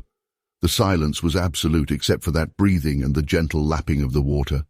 I don't know what possessed me to do it, but I turned on the flashlight. Maybe it was that basic human need to see what we're afraid of. The beam cut through the darkness toward the tree line, and that's when I saw it. I wish to God I hadn't, but I did. It was standing between two large pine trees, partially obscured by the lower branches, but clearly visible. The first thing that struck me was its height. It had to be at least 8 feet tall, maybe more. The body was massive, covered in thick, matted brown fur. But it was the eyes that got me. They caught the flashlight beam and reflected back this reddish-orange color like hot coals in a dying fire. They were set deep in a face that looked almost human but wasn't. The brow ridge was too pronounced, the nose too flat and wide. When the light hit it, the creature didn't run. It didn't charge. It just stood there, staring at us. I could see its chest moving with each breath, could see muscles rippling under that thick fur when it shifted its weight. Its arms were impossibly long, hanging down past its knees, and its hands, I remember they looked almost human-like, but bigger, much bigger. Mike started making this low, whimpering sound beside me. I wanted to tell him to be quiet, but I couldn't make my mouth work. The creature's head tilted slightly, almost like it was studying us. Then it took a step forward, and I swear I nearly passed out. The movement was fluid, too fluid for something that size. Another step. The ground trembled slightly with each footfall.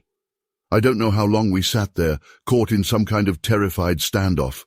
Could have been minutes, could have been hours. Time seemed to stop making sense. The creature never took its eyes off us, and we didn't dare move. My arm was getting tired from holding up the flashlight, but I was too scared to lower it. Then, somewhere in the distance, a car horn sounded, probably from the main road a few miles away. The creature's head snapped toward the sound, and in that moment of distraction, Mike grabbed my arm. "The tent," he whispered, his voice cracking. "Slowly." We started backing away, trying to keep our movements as smooth as possible. The creature's head turned back toward us, but it didn't move from its spot.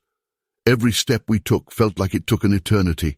I kept the light on it the whole time, even though my arm was shaking so bad the beam was dancing all over the place. When we reached the tent, we practically fell inside. Mike zipped the door shut, for all the good that would do. We both knew that thin piece of canvas wouldn't stop that thing if it decided to come after us. We huddled in the middle of the tent, backs pressed together, listening to every sound outside. The creature moved around our campsite for what felt like hours. We could hear it moving, breathing, occasionally making these low rumbling sounds that weren't quite growls, but weren't anything I'd ever heard before either. Sometimes it would get closer to the tent, and we could smell that awful stench seeping through the canvas.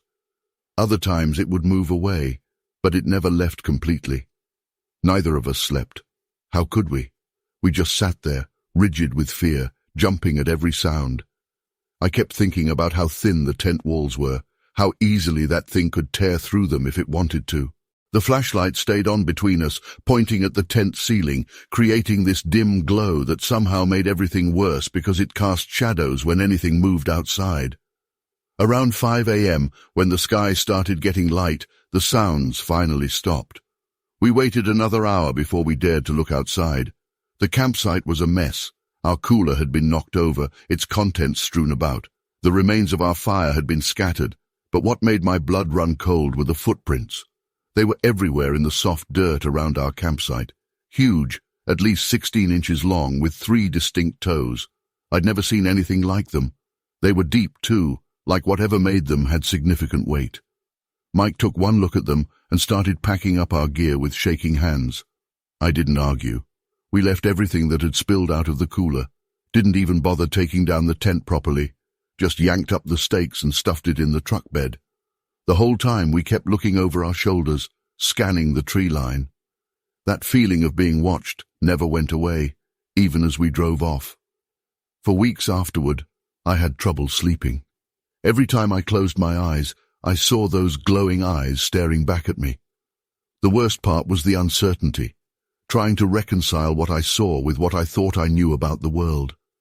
Mike and I talked about it a few times, but eventually we just stopped bringing it up. What was there to say? Nobody would believe us anyway. I've been back to Lake Shasta many times since then. It's too good a fishing spot to give up entirely. But I never go at night anymore, and I never camp in that particular area.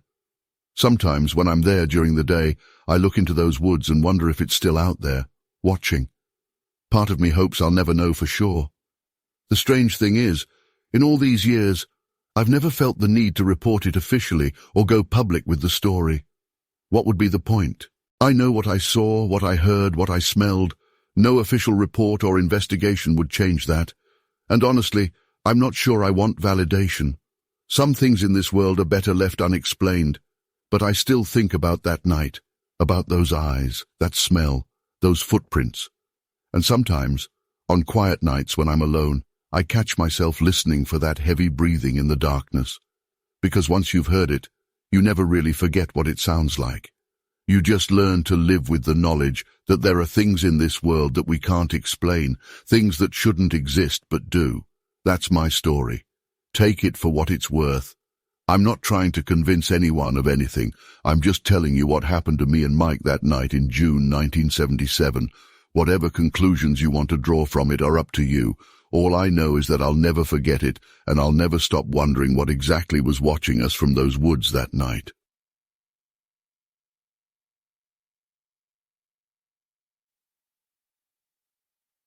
I was just 17 then, driving home late one night from my second shift job at the paper mill in Bishopville, South Carolina. Never thought a flat tire would lead to the most terrifying night of my life. It was around 2 a.m. on June 29th. The air was thick with that typical South Carolina summer humidity. You know how it gets down here, especially near Scape or Swamp. I was driving my '76 Toyota Celica down that lonely stretch of road that runs alongside the swamp when I heard that dreaded flapping sound. Flat tire. Just my luck. I pulled over near where the old dirt road meets the paved one, right at the edge of the swamp.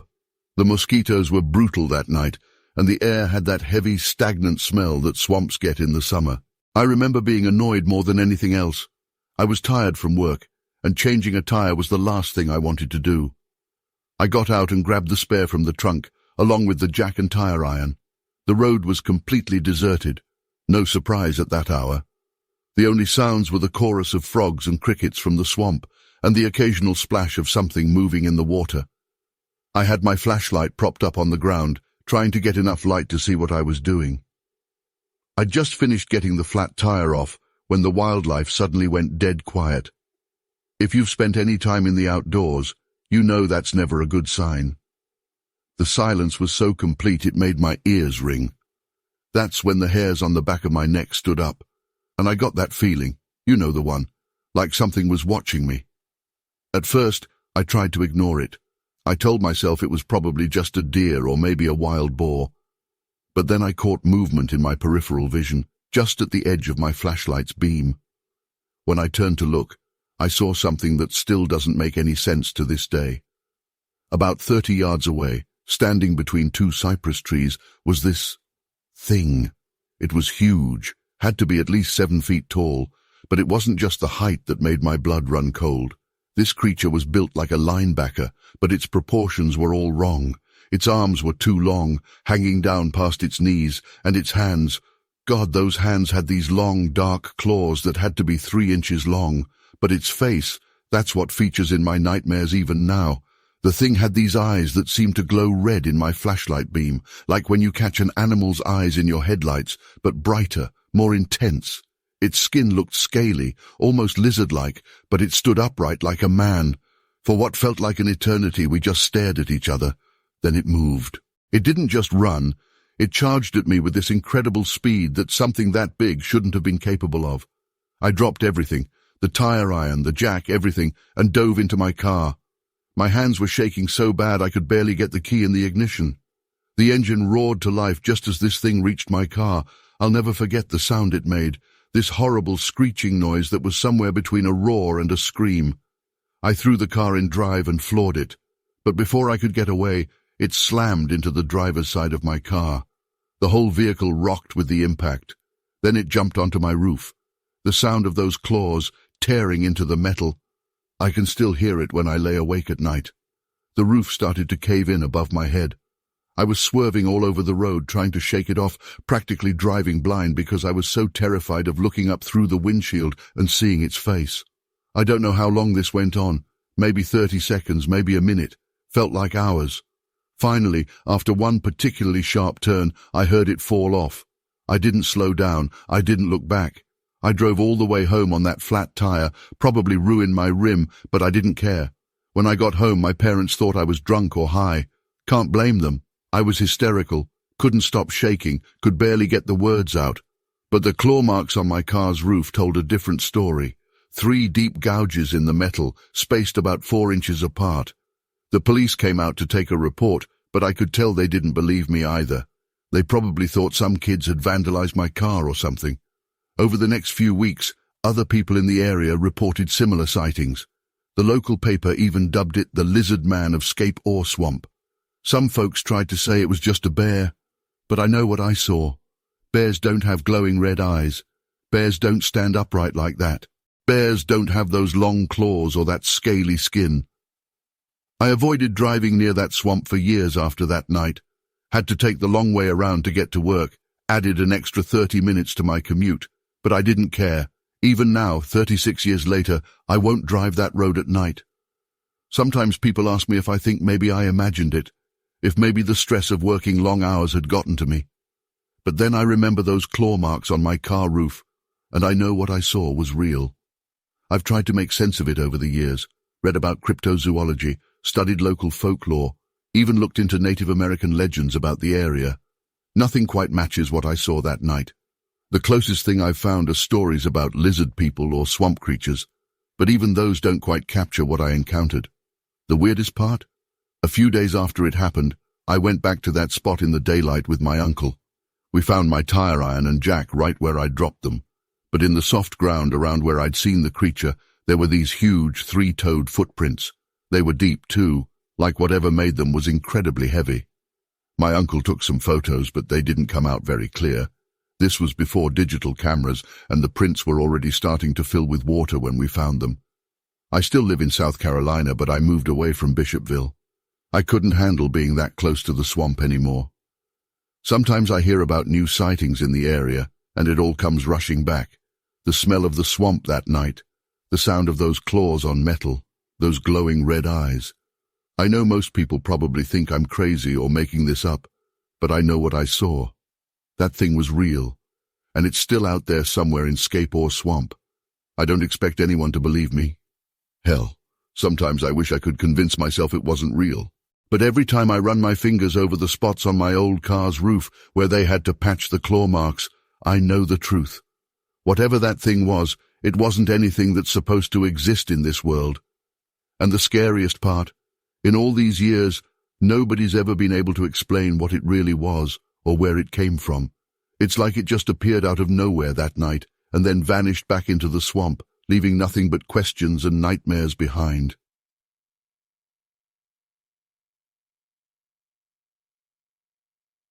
What happened to me and my friends in Sierra Buttes back in November 1981 has haunted me for over 40 years. I've tried to rationalize it, tried to convince myself it was just bears or my imagination playing tricks. But I know what I saw that night. I know what we all experienced. I was 23 at the time, working at a hardware store in Sacramento. My friends Mike, Steve, and Dave were all guys I'd known since high school.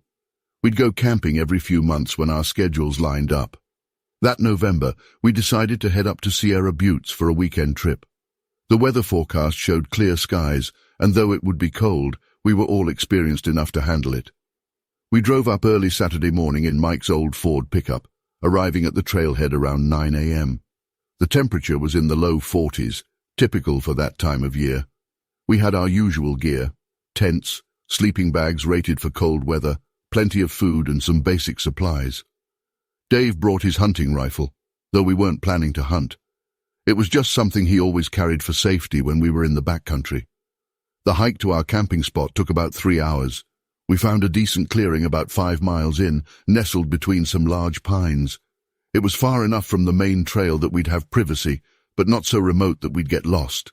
The spot was maybe half a mile from a small stream where we could get water. The ground was relatively flat, with patches of old snow in the shadier areas. Everything was normal that afternoon. We set up our 2 tents, gathered firewood, and just hung out like we always did. Steve and I went to filter some water from the stream, while Mike and Dave worked on getting a fire going. The sun was starting to set around 4:30 p.m., those short November days, you know. We had an early dinner of hot dogs and beans, nothing fancy. That's when things started feeling different. I remember sitting there, finishing my food, when I noticed how quiet it had gotten. Usually you'd hear birds, squirrels, wind in the trees, but there was just nothing. Dave noticed it too. I saw him slowly scanning the tree line. None of us said anything at first. I think we were all trying not to spook each other. Around 6 p.m., it was properly dark. We were sitting around the fire playing cards when we heard the first sound. It was like, you know that deep rumbling sound a large dog makes before it barks? Like that, but deeper, and it seemed to come from somewhere in the darkness beyond our firelight. Dave immediately grabbed his rifle. Mike tried to laugh it off as a bear, but his voice was shaky. We heard heavy footsteps after that, slow, deliberate steps that made the ground feel like it was vibrating slightly. Whatever it was circling our camp, staying just outside the ring of light from our fire. The footsteps would stop for a while, then start again from a different direction. This went on for what felt like hours. Around 10 p.m., Steve whispered that he needed to use the bathroom. None of us wanted to leave the fire, but eventually he had to go. He took a flashlight and walked about 30 feet away, still within sight. That's when I saw it. As Steve was heading back, I noticed movement behind him. There was enough moonlight that I could make out a massive silhouette. It had to be at least 8 feet tall, maybe taller. The proportions were all wrong for a bear. It was standing upright, with long arms and a distinctly ape-like head. The thing that gets me, even now, is how it moved. It wasn't clumsy or awkward like you'd expect something that big to be. It was smooth, almost graceful. I couldn't speak. I was literally frozen in place. Dave saw it too. I heard him cock his rifle. That sound seemed to echo through the whole forest. Steve must have sensed something because he started running back to the fire. The creature didn't chase him, didn't make any aggressive moves. It just stood there, watching us. The smell hit us then. It was like wet dog mixed with something rotting, so strong it made my eyes water. Mike started gagging. We could hear deep, rhythmic breathing coming from the darkness. The creature took one step forward, and in the faint light, I could make out dark, matted fur and eyes that reflected the firelight like a cat's. Dave fired a warning shot into the air. The sound was deafening in the quiet forest. The creature made this sound, not quite a roar, not quite a scream, something between the two that made the hair on my neck stand up. Then it turned and moved away into the forest, surprisingly quiet for its size. We could hear branches breaking as it left, getting fainter until there was nothing. None of us slept that night. We kept the fire blazing and stayed huddled together, jumping at every sound. Around 4 a.m. we couldn't take it anymore. We packed up our essential gear as quickly and quietly as possible, leaving the tents behind. The hike back to the car in the dark was terrifying. We kept hearing those footsteps parallel to our path, always just out of sight. When we finally reached the truck, the sun was just starting to rise. That's when Steve noticed something that made my blood run cold. There were footprints in a patch of snow near where we'd parked. Huge footprints, easily 16 inches long. They hadn't been there the day before. We drove straight back to Sacramento without saying much. Over the next few days we tried to report what happened to the local ranger station, but they just logged it as another bear encounter. A week later, Mike and Dave went back with a ranger to get our tents. The ranger said all they found was some broken branches and unusual tracks that had mostly melted away. I've only told this story a few times over the years. Most people either think I'm crazy or making it up. My wife believes me, though. She says she's never seen me as serious as when I talk about that night. I've never gone camping in Sierra Buttes again. Actually, I haven't been camping anywhere since then. Sometimes I wonder if we really saw what I think we saw, but then I remember that smell, those footsteps, and that silhouette in the moonlight. I remember how it moved, so deliberate, so aware. No bear moves like that. No known animal makes those sounds or leaves tracks like that. I still have nightmares about it sometimes. Not as often as I used to, but they never completely went away. In them, I'm always back in that clearing, watching that massive shape emerge from the darkness. Only in the dreams, Dave's warning shot doesn't make it leave. In the dreams, it keeps coming closer and closer and closer. The four of us don't talk about it much anymore. Mike moved to Oregon years ago, Steve passed away in '98, and Dave and I kind of drifted apart. But every November, like clockwork, one of them will call or email just to check in. We never directly mention what happened, but we all know why we're calling. I know this all sounds crazy, trust me. I've spent 4 decades trying to convince myself it was just an overactive imagination or a bear or something else I could explain. But I know what I saw. I know what we all saw. There's something out there in those mountains, something that shouldn't exist but does. And if you're ever up in Sierra Buttes and the forest goes quiet and you smell that distinctive odor and you hear those slow, heavy footsteps, don't stick around to see what's making them. I still have the nightmares.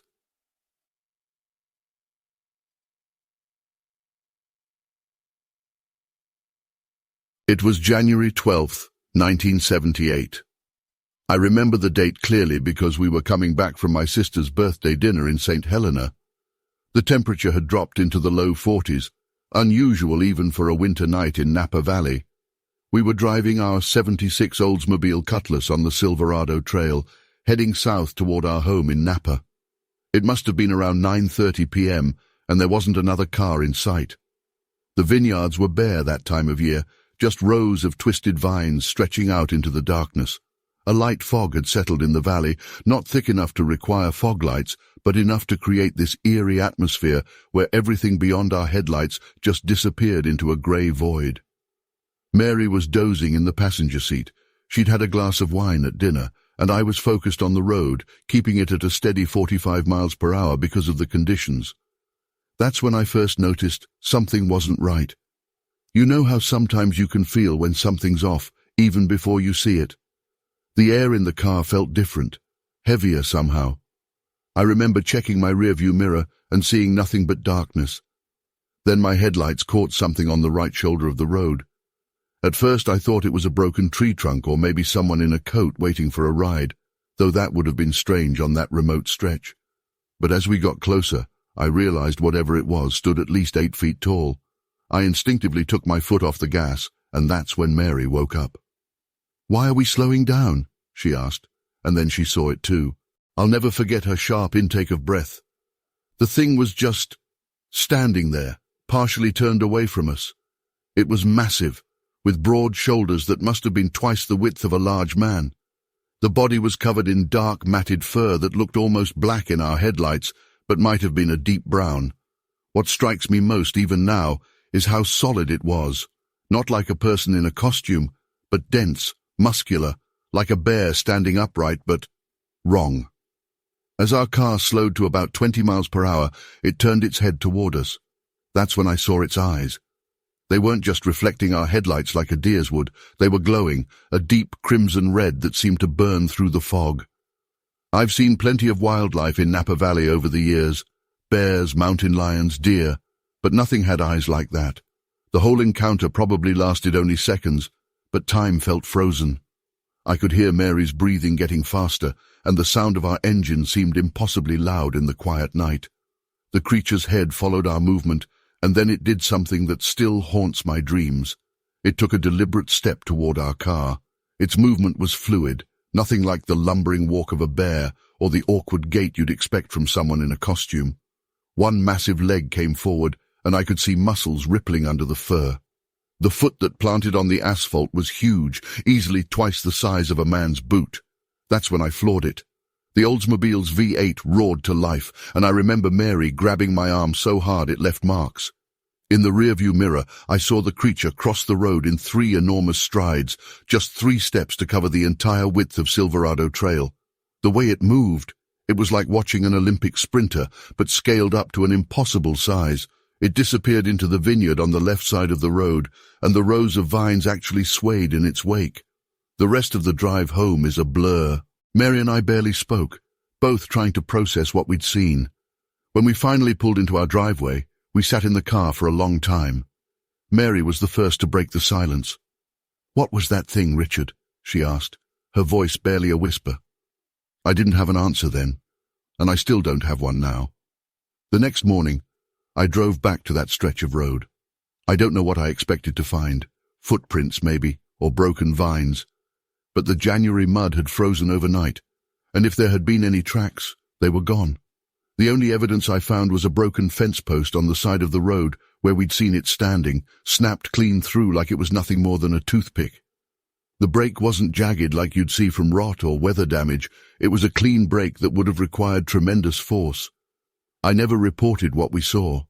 Who would believe us? But over the years, I've heard whispers from other locals about strange sightings in the valley. Vineyard workers refusing to prune certain sections after sunset. Hunters finding massive tracks that don't match any known animal.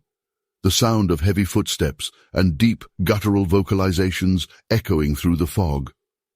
Mary passed away in 2012, but she never doubted what we saw that night. Sometimes I wonder if I've blown it out of proportion in my mind over the years, but then I remember those eyes, that deliberate step toward our car, and the raw power in its movement as it crossed the road. Whatever it wasn't just some guy in a suit, and it wasn't any animal I've ever seen before or since. The thing that really gets to me, even now, is the purpose in its movement. It wasn't startled by our car. It wasn't running away or acting aggressive. It felt like it was studying us, like it made a conscious decision to approach our vehicle. That level of intelligence in something so massive, so clearly not human, it shakes everything you think you know about what's really out there in the dark. I still live in Napa, but I never drive Silverado Trail at night anymore. I take the highway, even though it adds 20 minutes to my trip. Some people probably think I'm just a superstitious old man now, but they weren't there that night. They didn't see those eyes, didn't feel the raw power emanating from that creature. I'm 73 now, and I've thought long and hard about whether to share this story. I don't expect anyone to believe me, and I'm not trying to convince anyone of anything. I just know what Mary and I saw that night in 1978, and I know that whatever it was, it's changed how I see the world. Sometimes, when the fog rolls in thick over the valley, I think about that creature still out there, moving through the vineyards with that same terrible purpose, watching and waiting in the darkness. What haunts me most isn't the size of the creature, or even those glowing red eyes. It's the intelligence I saw in them, the recognition, the awareness. Whatever we saw that night, it knew exactly what it was doing. And sometimes, late at night when I can't sleep, I wonder if it's still out there, And if it remembers us too. I've never seen it again, but I know it's real. As real as the shivers that still run down my spine every time I drive past that spot in daylight. As real as the way Mary's hand would tighten on mine whenever we passed that section of road, even years later. As real as the dreams that still wake me up in a cold sweat, where I'm back in that car, watching those eyes turn toward us in the fog. Some things you see change you forever. They crack open your understanding of the world and let something else seep in, something that makes you question everything you thought you knew. That night in January 1978 was one of those things for me. I can't explain what we saw, and I've stopped trying to. All I know is that it was real, it was intelligent, and it's still out there somewhere in the hills of Napa Valley, moving through the vineyards with that same terrible purpose.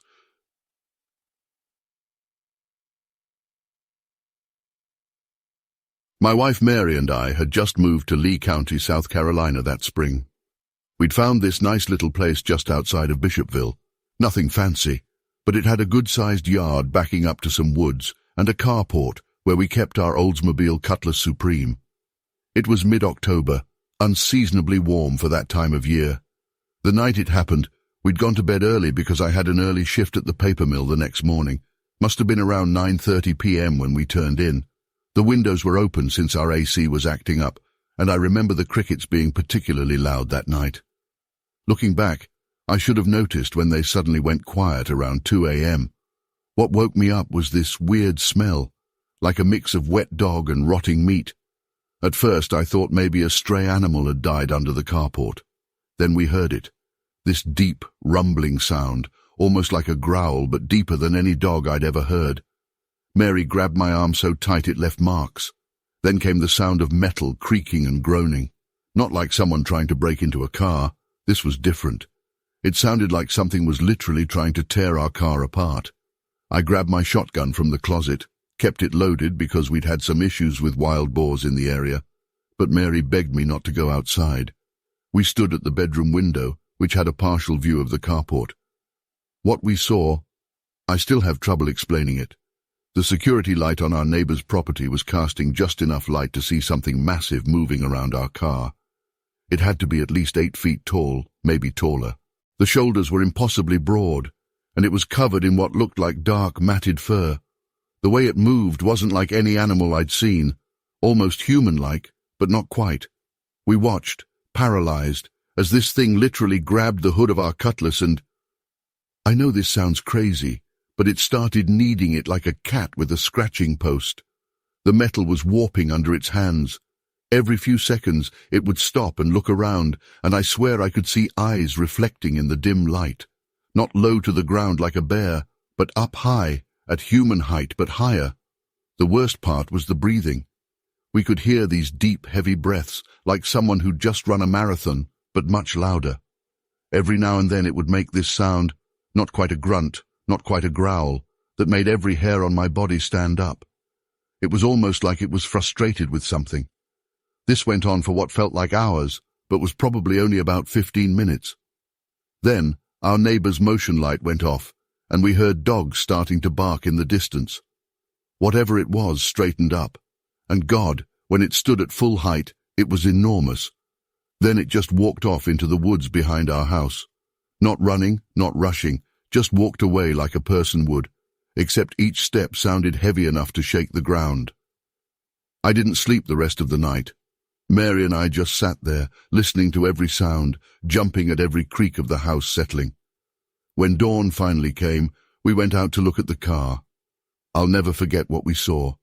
The hood was mangled, not just dented, but actually twisted in places.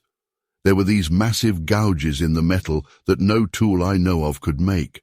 They weren't clean cuts like you'd get from a blade. They were more like furrows, like something had dug its fingers into the metal and pulled. The roof had these huge dents in it, and one of the side mirrors was just gone. Not broken off. The whole mounting was ripped clean off the door. But what really got me were the footprints. The ground was still a bit soft from rain earlier in the week, and there they were, huge impressions in the mud, easily 16 inches long. They were shaped like human feet but wider, with what looked like claw marks at the toe ends. They led from the woods, circled around the car, and went back into the woods. We called the sheriff's department and 2 deputies came out. I'll never forget the look on their faces when they saw the car. One of them, Deputy Wilson, had been on the force for 20 years, and he said he'd never seen anything like it. They took pictures and measurements, but I could tell they were as baffled as we were. They kept saying it didn't look like vandalism, and they were right. This wasn't someone with tools trying to wreck our car. This was something with incredible strength, literally manhandling a full-sized car. The other thing they found, which I hadn't noticed in my initial shock, was the hair. Caught in some of the twisted metal were these long, coarse, reddish-brown hairs. They collected some as evidence, but we never heard anything back about them. The official report just listed it as vandalism by unknown perpetrator. We found out later that there had been other strange incidents in the area. A farmer about 5 miles down the road had lost some livestock in weird ways, not like normal predator attacks. Another family reported their truck being damaged in their driveway, though not as badly as ours. Everyone had different theories: bears, escaped exotic animals, vandals. But none of those explanations ever seemed to fit what we experienced. We moved away from that house the following spring. Mary couldn't handle staying there, always afraid that thing would come back. I didn't blame her. I never felt comfortable in our own yard after that night. We still live in South Carolina, but we moved to a more developed area, and we've never experienced anything like that again. I know how this story sounds. If someone had told me this before it happened, I wouldn't have believed them.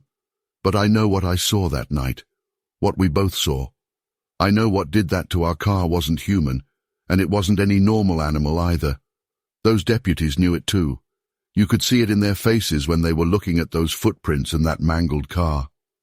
Sometimes I think about going back to that area, maybe trying to find out if anything similar has happened since then. But honestly, I don't think I want to know. Some things are better left alone, and whatever that creature was, it made it very clear that we were in its territory, not the other way around. The insurance company eventually paid for the damages, listing it as vandalism, but they couldn't explain the strange marks either. We ended up selling the car a few months later. Neither of us could stand looking at it anymore, even after the repairs.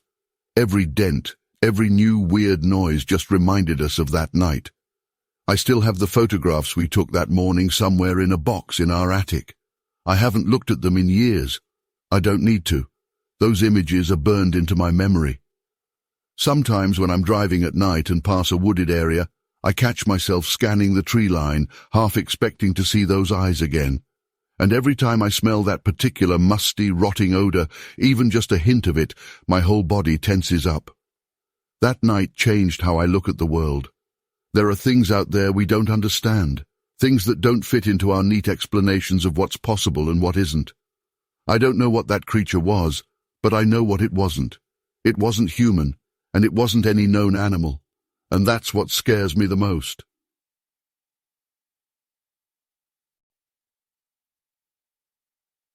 I was a deputy sheriff back in '88, working the night shift with my partner Mike. What we encountered that night in October changed everything I thought I knew about our world, and I still get chills thinking about it. It was October 12th, 1988, around 11:30 p.m. The air was unusually crisp for South Carolina that time of year, probably in the low 50s, and there was this thick fog rolling in from the swamps that made visibility pretty bad. We were doing our regular patrol route along Old Camden Highway, about 8 miles outside of Bishopville proper, near the edge of Lynch's River swamp area. I remember checking my watch at 11:34 p.m. because I was thinking about grabbing coffee from the 24-hour gas station when our shift ended at midnight. That's when Mike suddenly hit the brakes. The patrol car's headlights caught something weird on the road ahead, several 44-gallon drums scattered across both lanes. But what made us both lean forward in our seats was how they looked. These heavy-duty steel drums were crushed, like someone had squeezed them like empty soda cans. I was the senior deputy, so I got out first, flashlight in hand. The beam caught more details that made my stomach turn. These weren't just crushed, they were literally squeezed in the middle, with massive dents that looked like giant handprints. We're talking about industrial steel drums that normally take heavy machinery to damage, and these things were mangled like they were made of aluminum foil. The air felt different as soon as I stepped out. You know that feeling when you're being watched? It was like that, but 100 times worse. The fog had settled in thick around us, and our flashlight beams just created these eerie tunnels of light. The swamp was dead quiet. No frogs, no crickets, nothing. Anyone who spent time in South Carolina swamps knows that's not natural. Mike radioed in our location and started taking photos with the department camera we kept in the trunk. I noticed something else that made my blood run cold. Fresh breaks in the tree branches overhead, about 15 feet up. These weren't small branches either. We're talking thick limbs that would take significant force to snap. The breaks were fresh. The wood was still light-colored and wet with sap. That's when we found the tracks. My flashlight beam caught the first one in the soft ground beside the road, and I'll never forget how my hand started shaking. The footprint was huge, easily 16 inches long and 8 inches wide. It was deeply pressed into the mud, suggesting whatever made it was incredibly heavy. The track showed clear toe impressions, 5 of them, looking disturbingly human-like, but massive. The stride length between prints was over 6 feet. I've been hunting since I was a kid. I know every animal track native to South Carolina. This wasn't a bear. The shape was all wrong, and bears don't walk on 2 legs consistently enough to leave tracks like these. These prints were bipedal, walking upright, and they led straight into the swamp. Mike was still photographing the drums when we heard it. It started as a low rumble, almost below the threshold of hearing, but it built into something I can only describe as a cross between a gorilla's roar and whale song.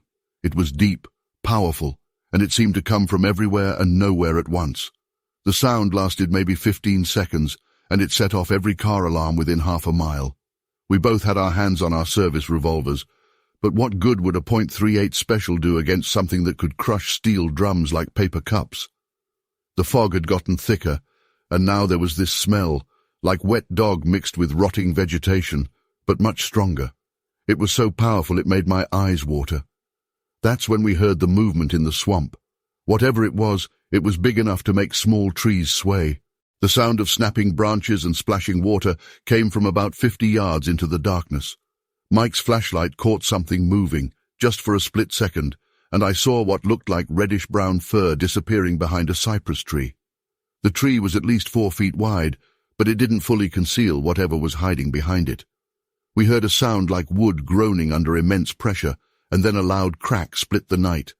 The cypress tree, a tree that had probably stood for 100 years, slowly tipped over into the swamp with a tremendous splash. The water rippled out in waves that we could see even from the road. I'm not ashamed to admit it. We retreated to the patrol car. This wasn't something they trained us for at the academy. We called for backup, and within 30 minutes, 4 more units arrived. By then, whatever had been there was gone, leaving behind only those impossible footprints, the crushed drums, and that fallen cypress tree as evidence. The official report lists it as vandalism and illegal dumping. The footprints were photographed and documented, but the plaster casts we tried to make didn't set properly because of the swamp water. Most of the physical evidence was gone by morning. The drums were collected as evidence but later disappeared from the impound lot, and rain had washed away most of the tracks. But here's what still haunts me. While we were waiting for backup, we heard what sounded like heavy breathing coming from the swamp. Not animal breathing, it was rhythmic, almost human-like, but much deeper and louder than any person could make. And every few minutes we'd catch glimpses of movement in the fog, always just at the edge of our flashlight beams. Whatever it was, it stayed and watched us until the other units arrived. The next day, we learned that a logging crew working about 2 miles from that spot had found their equipment vandalized. 3 heavy-duty logging chains had been snapped, not cut, but physically pulled apart. Their diesel fuel drums were crushed in exactly the same way as the ones we found. I served as a deputy for another 15 years after that night, but I never encountered anything like it again. Some of the old-timers in Bishopville later told me about similar incidents going back decades, equipment destroyed, strange tracks found, livestock spooked by something in the swamp. They called it the Swamp Walker. The photos we took that night were lost when the department switched to digital records in the early 2000s. Mike transferred to another department in North Carolina 6 months after the incident, and we don't talk about what happened. The official report is probably buried in some archive, listed as just another case of vandalism. But I know what I saw. Those drums weren't crushed by any machine. The dents were too organic, too clearly made by massive hands.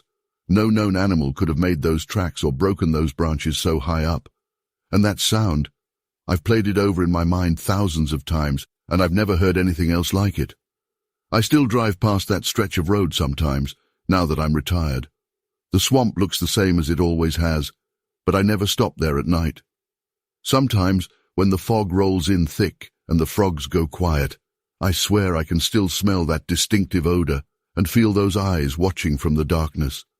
I don't expect anyone to believe this story, but I know what happened that night. Something huge and powerful was in those swamps, something that walked on 2 legs and had the strength to crush steel like paper.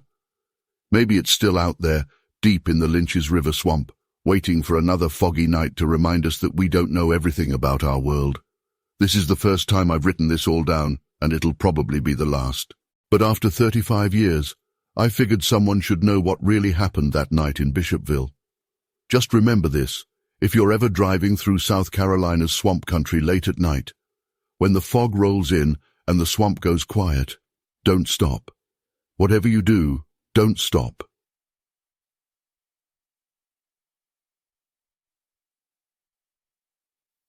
I've never told this story in full detail before, and I know some of you might have heard different versions in the news or local papers back in '88.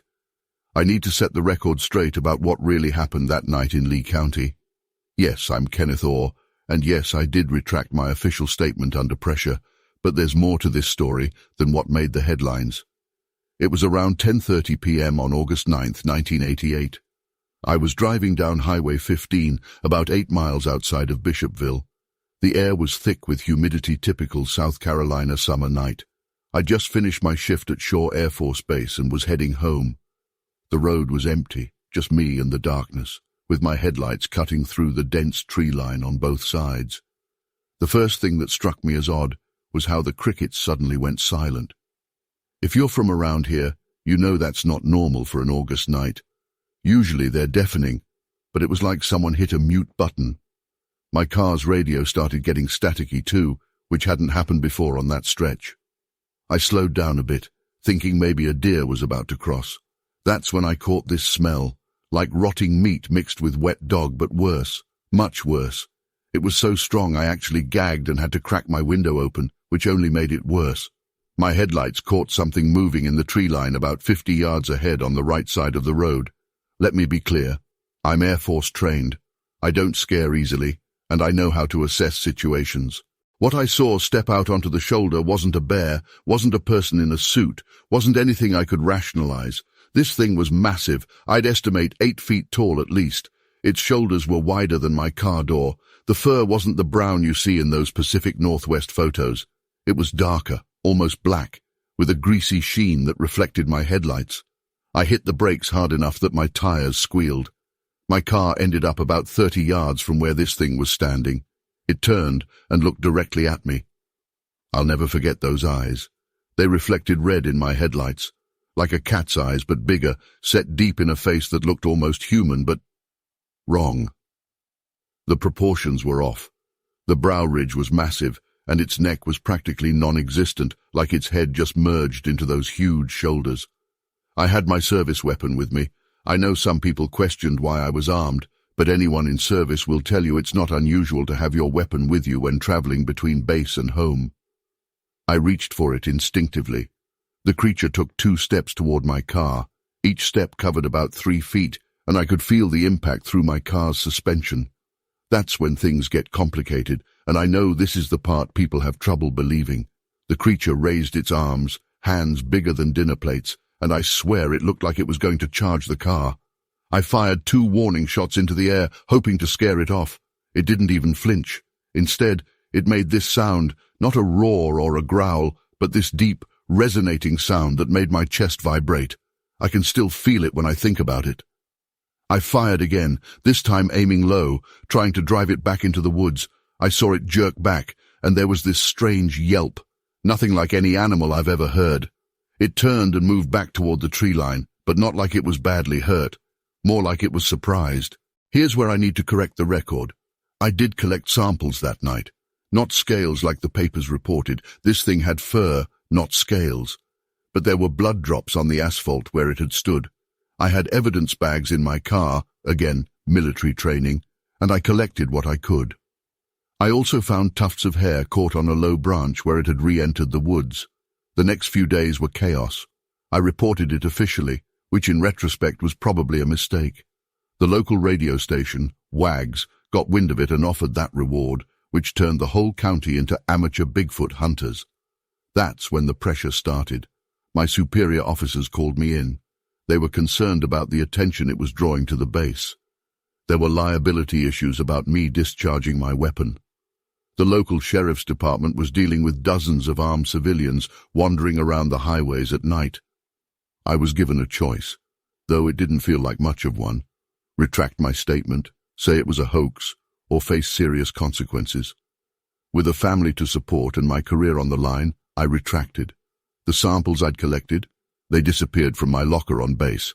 I never saw the test results if there were any. The media painted me as either a hoaxer or a drunk who'd shot at shadows. Neither is true. I've spent 35 years trying to make sense of what I saw that night. I've read every book I could find on similar encounters. I've talked to other witnesses privately. What I saw was real. After that night, I noticed changes in the area. The usual night sounds, owls, crickets, frogs, they were different for weeks afterward, like the wildlife knew something was wrong. I found strange tracks in my backyard, too big to be anything local, but they'd disappear in the rain before I could document them properly. For about a month after the incident, my dogs refused to go outside at night. They'd never done that before. They'd stand at the door, hackles raised, and just whine. Even now, years later, they sometimes act strange, all staring at the tree line behind our property, completely alert and silent. I'm not asking anyone to believe me. I know how it sounds. I know what the papers wrote, what people say, but I know what I saw. I know what I smelled. I know what I heard. That sound it made. It wasn't just loud. It felt like it went right through you, like standing next to a massive speaker playing a note too low to hear, but you can feel it in your bones. The reason I'm finally sharing the full story is that I've been hearing about similar encounters in Lee County recently. Different details, different locations, but the same basic elements. The smell, the silence, the size. I want people to be prepared, to be aware. I'm not saying to go looking for it. That's the last thing anyone should do. But if you're driving those back roads at night and the crickets suddenly go quiet, don't stop.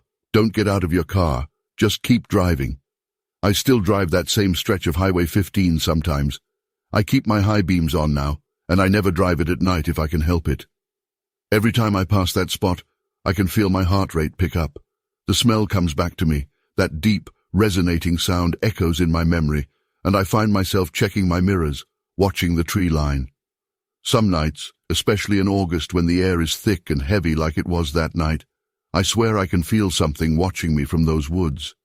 Maybe it's just paranoia, maybe it's guilt about retracting my statement, or maybe it's still out there, whatever it is.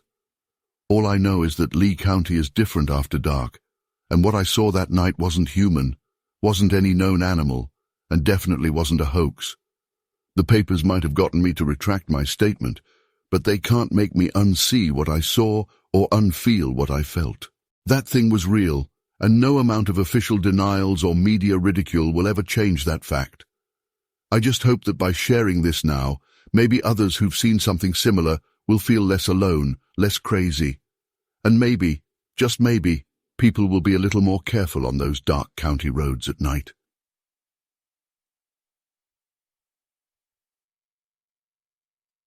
I've never told this story outside of my immediate family and a few close friends, but what happened that night in 1981 still haunts me to this day.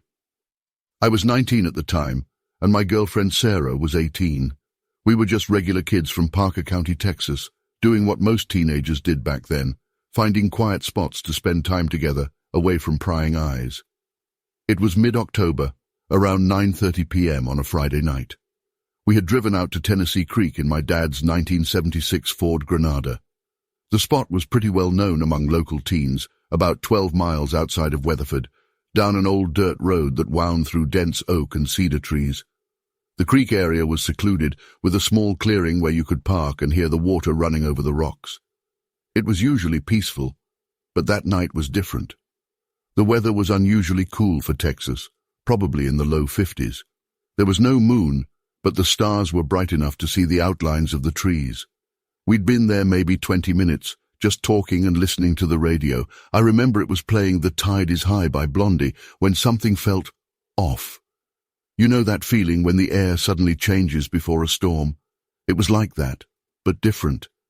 The first thing I noticed was how the crickets and frogs just stopped. Not gradually, but all at once, like someone had flipped a switch. Sarah noticed it too because she stopped mid-sentence and grabbed my arm. That's when we heard it. Footsteps in the leaves and underbrush, heavy ones, coming from the tree line about 30 yards behind the car.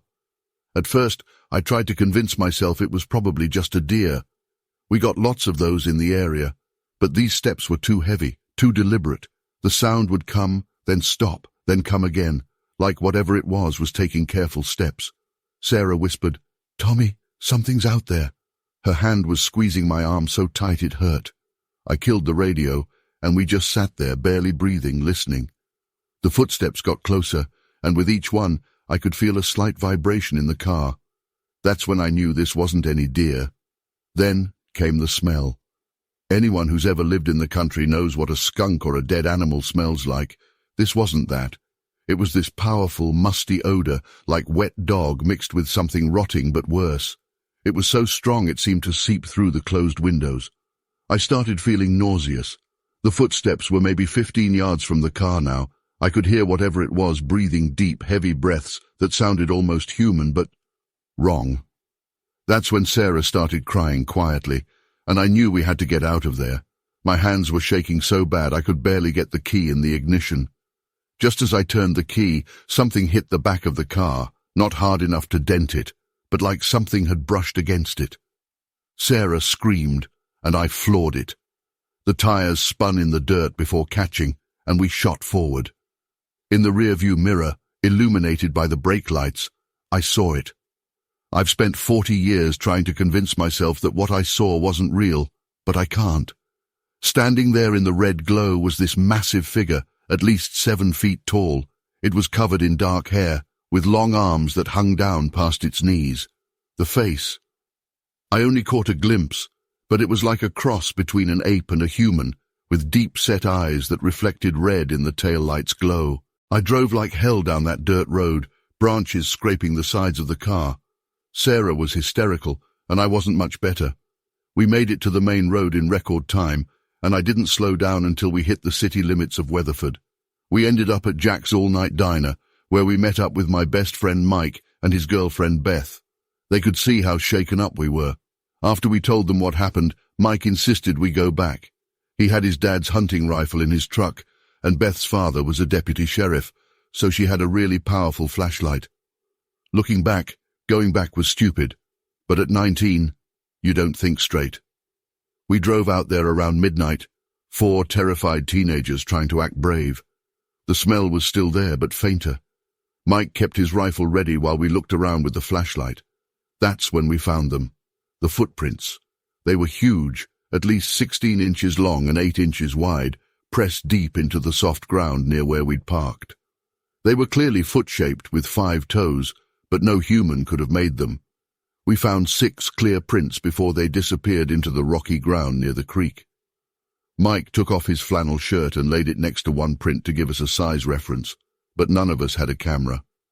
We also found broken branches on some of the cedar trees, snapped off about 8 feet up, way higher than any of us could reach. And there were these weird marks on one of the tree trunks, like something had scraped the bark off with massive fingers. The weirdest part, when we went back the next day with a Polaroid camera, the prints were gone. Not faded or washed away, completely gone, like they'd never been there. The broken branches and bark scratches were still there, but the ground where we'd seen the prints was smooth, untouched. I've never gone back to Tennessee Creek after that weekend. Sarah and I broke up a few months later. The experience was just too much for our relationship to handle. She moved to Houston after graduation, and last I heard, she never talks about what happened. I still live in Parker County, and every now and then I hear stories about strange sightings in the woods around Tennessee Creek. Most people blame them on wild hogs or bears, even though we haven't had bears in this part of Texas for over a century. But I know what I saw that night. I know what I smelled, what I heard, and what I felt. I'm 61 now, and I've never encountered anything like that again.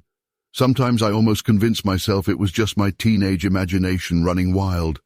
But then I remember the absolute silence of the woods that night, that horrible smell, and those eyes reflecting red in my taillights. Some things you just can't explain away, no matter how hard you try. What's always bothered me the most isn't the creature itself, but the footprints disappearing overnight. It's like whatever it was didn't want to leave evidence, like it was intelligent enough to know it needed to cover its tracks. That's what keeps me up at night sometimes, even all these years later. Not just that these things exist, but that they might be smart enough to hide from us on purpose.